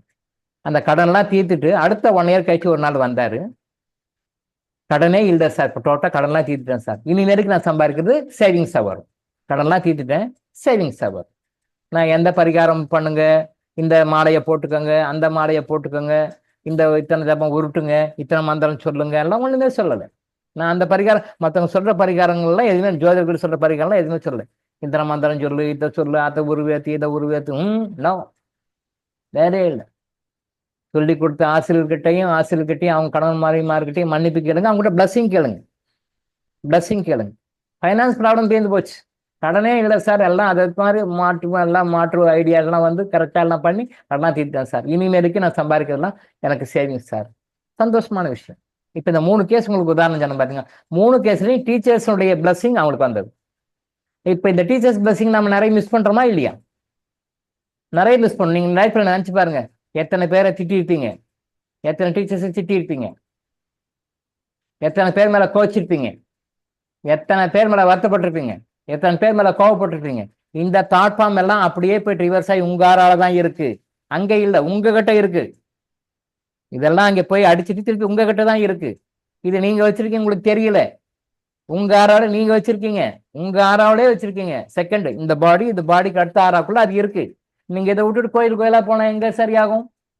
எந்த சர்ச்சுக்கு போனா சரியாகும்? எந்த மாஸ்க்கு போனா சரியாகும்? எந்த குருத்வாரா போனா சரியாகும்? எங்க போனா சரியாகும்? ஸோ கர்மா எனர்ஜி ஹீலிங்ல கரெக்டா ரூட் காஸ் கண்டுபிடிச்சு சொல்றோம், கரெக்டா அடிக்கிறோம், கரெக்டா முடிச்சுட்டு வந்துடுறேங்க. ஸோ ஆசிரியருக்கு மரியாதை கொடுங்க. ஆசிரியர்களை லிஸ்ட்டை எழுதி வச்சுக்கோங்க. நான் அதை அவங்ககிட்ட எப்படி மன்னிப்பு கேட்கணும், எப்படி மன்னிப்பு கொடுக்கணும், எப்படி பிளஸ்ஸிங் வாங்கணும்னு சொல்லி கேட்கணும். நீங்க கண்டிப்பா எல்லாரும் ஞாபகப்படுத்தி பாருங்க. ப்ரீகேஜில இருந்து நீங்க பிஹெச்டி பண்ணியிருந்தா கூட சரி. நான் 5 பிஹெச்டி பண்ணியிருக்கேன், இன்னொன்று பண்ணிட்டு இருக்கேன். இப்போ எத்தனை பிஹெச்டி பண்ணாலும் மென்டார்ஸும் கூட குரு தான். பிஹெச்டி பண்ணும்போது மென்டார்ஸ் கூட குரு தான். ஸோ இவங்க எல்லாம் பாருங்க, இவங்க மனசை நாம் நோடிக்கிற மாதிரி நம்ம நடந்திருக்கிறோமா, அவங்க மனசு கும்பிட்ற மாதிரி நம்ம நடந்திருக்கோமா, அவங்கள அறிந்தோ அறியாமலோ நாம் அவங்களுக்கு ஏதாவது தீங்கு பண்ணியிருக்கிறோமா, அவர்கள் அறிந்தோ அறியாமலோ நம்ம ஏதாவது தொந்தரவு கொடுத்துருக்கோமா, நம்மளால அவங்க மனசு நொந்து இருக்காங்களா, பாதிச்சிருக்காங்களா பாருங்க. மனசார மன்னிப்பு கேளுங்க, அவங்ககிட்ட பிளஸ்ஸிங் கேளுங்க. அவங்களுடைய உயிராத்மா மன்னிச்சிடும். நீங்க அந்த ஆத்மாவை கண்டுபிடிக்கணும், அங்கே போகணும், ஊருக்கு போகணும், தேடணும், அங்க போய் பார்க்கணும், இங்க போய் அதெல்லாம் தேவையில்லை. நீங்க அவங்கள நினைச்சா பாதி போதும். உங்க டிவைன் கரெக்டா கொண்டு போய் அவங்க எங்க இருந்தாலும் கரெக்டா போய் சேர்த்துரும். அவங்க எந்த ஊர்ல இருந்தாலும், எந்த நாட்டுல இருந்தாலும், எந்த கண்டிஷன்ல இருந்தாலும் கரெக்டா போய் சேர்த்துரும். அது உயரமாக்குள்ள வேலை, அது இன்டர்னல் ஒர்க். அது உங்களுக்கு தெரியாது, புரியாது. அது ஹையர் லெவலுக்கு வந்து உங்களுக்கு நீங்களும் புரிஞ்சுக்குவீங்க. அது பெரிய அதெல்லாம் ஒன்றும் கிடையாது. நீங்களும் ஹையர் லெவலுக்கு வந்து உங்களுக்கு அது புரியும், எனக்கு புரியும், நான் சொல்லிட்டு இருக்கேன், நீங்களும் புரிஞ்சுக்குவீங்க. அந்த ஹையர் லெவலுக்கு வரும்போது அந்த டீச்சர்ஸினுடைய பிளஸ்ஸிங் நம்முடைய லைஃப்ல எல்லா விஷயங்களுமே கொடுக்கும். ஒருத்தருக்கு வேலையை கொடுத்துருக்கு, ஒருத்தருக்கு நல்ல பொண்ணை அமைச்சு கல்யாணம் பண்ணி கொடுத்துருக்கு, ஒருத்தருக்கு ஃபைனான்ஸ் ப்ராப்ளம் போயிருக்கு. இன்னும் இது மாதிரி நிறைய இருக்கு. டைம் முடிஞ்சு போச்சு, 6:40 இதோட முடிச்சுக்கணும். அதனால இதோட நாம் முடிச்சுக்குவோம். நாம் மீண்டும் நாளைக்கு சந்திப்போம். நாளைக்கு சந்திர கிரகணத்துல டூஸ் அண்ட் டோன்ட்ஸ் நான் சொல்றேன். என்ன டூஸ் என்ன பண்ணணும், என்ன டோன்ட்ஸ் என்ன பண்ணக்கூடாது, அந்த டீட்டெயில்ஸ் எல்லாம் நாளைக்கு நான் சொல்றேன். அப்புறம் வந்து இந்த கடன் தீக்கிறதெல்லாம் என்ன முறை, எப்படி எல்லாம் தீக்கணுன்ற ஒரு லிஸ்ட் போட்டுறேன். நாளைக்கு அந்த என்ன ஃபாலோ அப் பண்றதெல்லாம் நம்ம ப்ரொடெக்ஷன் ஏற்கனவே பண்ணிட்டோம், நேற்று பண்ணிட்டோம். நானும் இறைவனும் சித்தர் பெருமக்களும் சேர்ந்து பண்ணிட்டோம். அதனால தான் வர முடியல. எல்லாம் முடிச்சிட்டோம். ஸோ என்னன்றது நான் நாளைக்கு சொல்றேன். இன்னைக்கு இதோட முடிச்சுக்குவோம். டீச்சர்ஸ்க்கு மரியாதை கொடுக்குற வழியை பாருங்க. டீச்சர்ஸ்க்கு மரியாதை கொடுங்க. டீச்சர்ஸை மரியாதை கொடுக்கறதுக்கு குழந்தைங்களை கற்றுக் கொடுங்க. அதுதான் ரொம்ப முக்கியம். எவ்வளோக்கு டீச்சர்ஸை மதிக்கிறாங்களோ, எவ்வளோக்கு டீச்சர்ஸை ஹானர் பண்ணுறாங்களோ, எவ்வளோக்கு டீச்சர்ஸ்க்கு ரெஸ்பெக்டாக இருக்கிறாங்களோ, எவ்வளோக்கு டீச்சர்ஸ் கிட்ட பிளஸ்ஸிங் வாங்குற மாதிரி இருக்கிறாங்களோ, அவ்வளோக்கு அந்த குழந்தைகள் நன்றாக இருப்பார்கள். இது ஏதோ பார்த்து கொடுக்குறோம், படிக்கிறோம், ஸ்கூலோட முடிஞ்சு போச்சு அப்படின்லாம் நினைக்காதீங்க. அப்படிலாம் நினைக்காதீங்க. இல்லை, அவங்க குரு தான். எந்த லெவலில் இருந்தாலும் ப்ரீகேஜியில் ஏபிசிடி சொல்லி கொடுக்குற மிஸ், சொல்லி கொடுக்குற மிஸ்ஸில் இருந்து பிஹெச்டியில் மென்டார் வரைக்கும் எல்லாமே டீச்சர்ஸ் தான். அவங்க லிஸ்ட்லாம் எடுத்துக்கோங்க. கொஞ்சம் நல்லா அமைதியாக நைட் பார்த்து உட்காந்து கொஞ்சம் நைட்டு சாப்பிட்டு படுக்கும்போது யோசனை பண்ணி பாருங்க. யாராவது மனசுக்கு போகிற மாதிரி நீங்கள் கண்டிப்பாக நடந்திருப்பீங்க. ஸோ அவங்கள எல்லாம் நோட் பண்ணி, நாம எந்த வயசாக இருந்தாலும் அவங்க எந்த வயசாக இருந்தாலும் எழுதி நோட் பண்ணுங்க. நம்ம கர்மால வாங்கி வச்சிருக்கோம் நிறைய, இதெல்லாம் கிளியர் பண்ணுற வழியாக நம்ம சொல்லி கொடுக்குறோம். அப்போ டீச்சர்ஸ்க்கு நம்ம வாங்கிட்டு நிறைய வாங்கிட்டு வந்திருக்கோம். நல்லதும் சரி, கெட்டதும் சரி. நல்லது சந்தோஷம், ஹாப்பி, அதில் ஒன்றும் ப்ராப்ளமே கிடையாது. கெட்டது வாங்கிட்டு வந்திருக்கோம். அவங்களையும் அறியாம அவங்கள நாம தூஷணம் செய்வதற்கான, அவங்கள கிண்டல் செய்வதற்கான, கேலி செய்வதற்கான அந்த நெகட்டிவ் கர்மாவை நம்ம வாங்கிட்டு வந்திருக்கோம். அது நம்ம தான் வச்சிருக்கோம். உங்களால தான் அது இருக்கு. அதை கிளியர் பண்ணா அதனால என்ன பிளாக்கேஜஸ் எல்லாம் இருக்கு, அந்த பிளாக்கேஜ் எல்லாம் போகும். நம்ம சந்தோஷத்தை அடைவோம். சரியா? டீச்சர்ஸ் டே மெசேஜ், அந்த அந்த மெசேஜை நான் இன்னைக்கு சொல்றேன். நேற்று வர முடியாதனால இன்னைக்கு நம்ம சொல்றோம். இதை கண்டினியூ பண்ணி இதோட இன்னைக்கு முடிச்சிடுவோம். மீண்டும் ஒரு முறை டீச்சர்ஸ் டே வாழ்த்து சொன்ன அனைவருக்கும் நன்றி. முடிச்சு. நன்றி.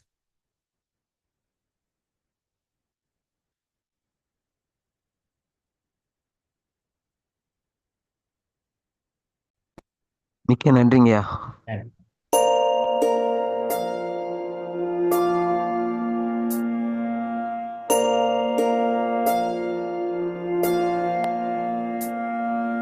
கருவாக்கி உருவாக்கி எனையாண்டு காத்தருளும் இறைவா நன்றி.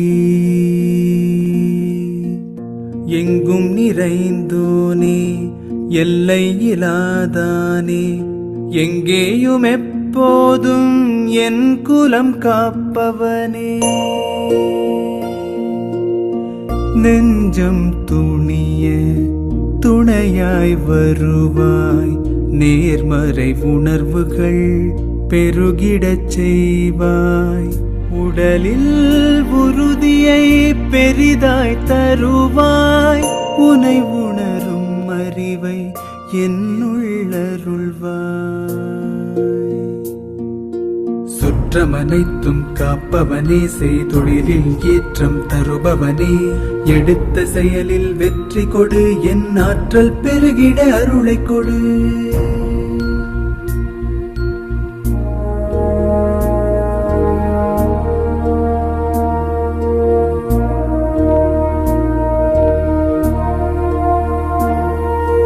கருவாக்கி உருவாக்கி எனையாண்டு காத்தருளும் இறைவா நன்றி. வல்லமை தந்து நீ வளர்ச்சி கொடு, அகத்திலும் புறத்திலும் மலர்ச்சி கொடு. வளர்ச்சி கொடு, மலர்ச்சி கொடு, வளர்ச்சி கொடு, மலர்ச்சி கொடு.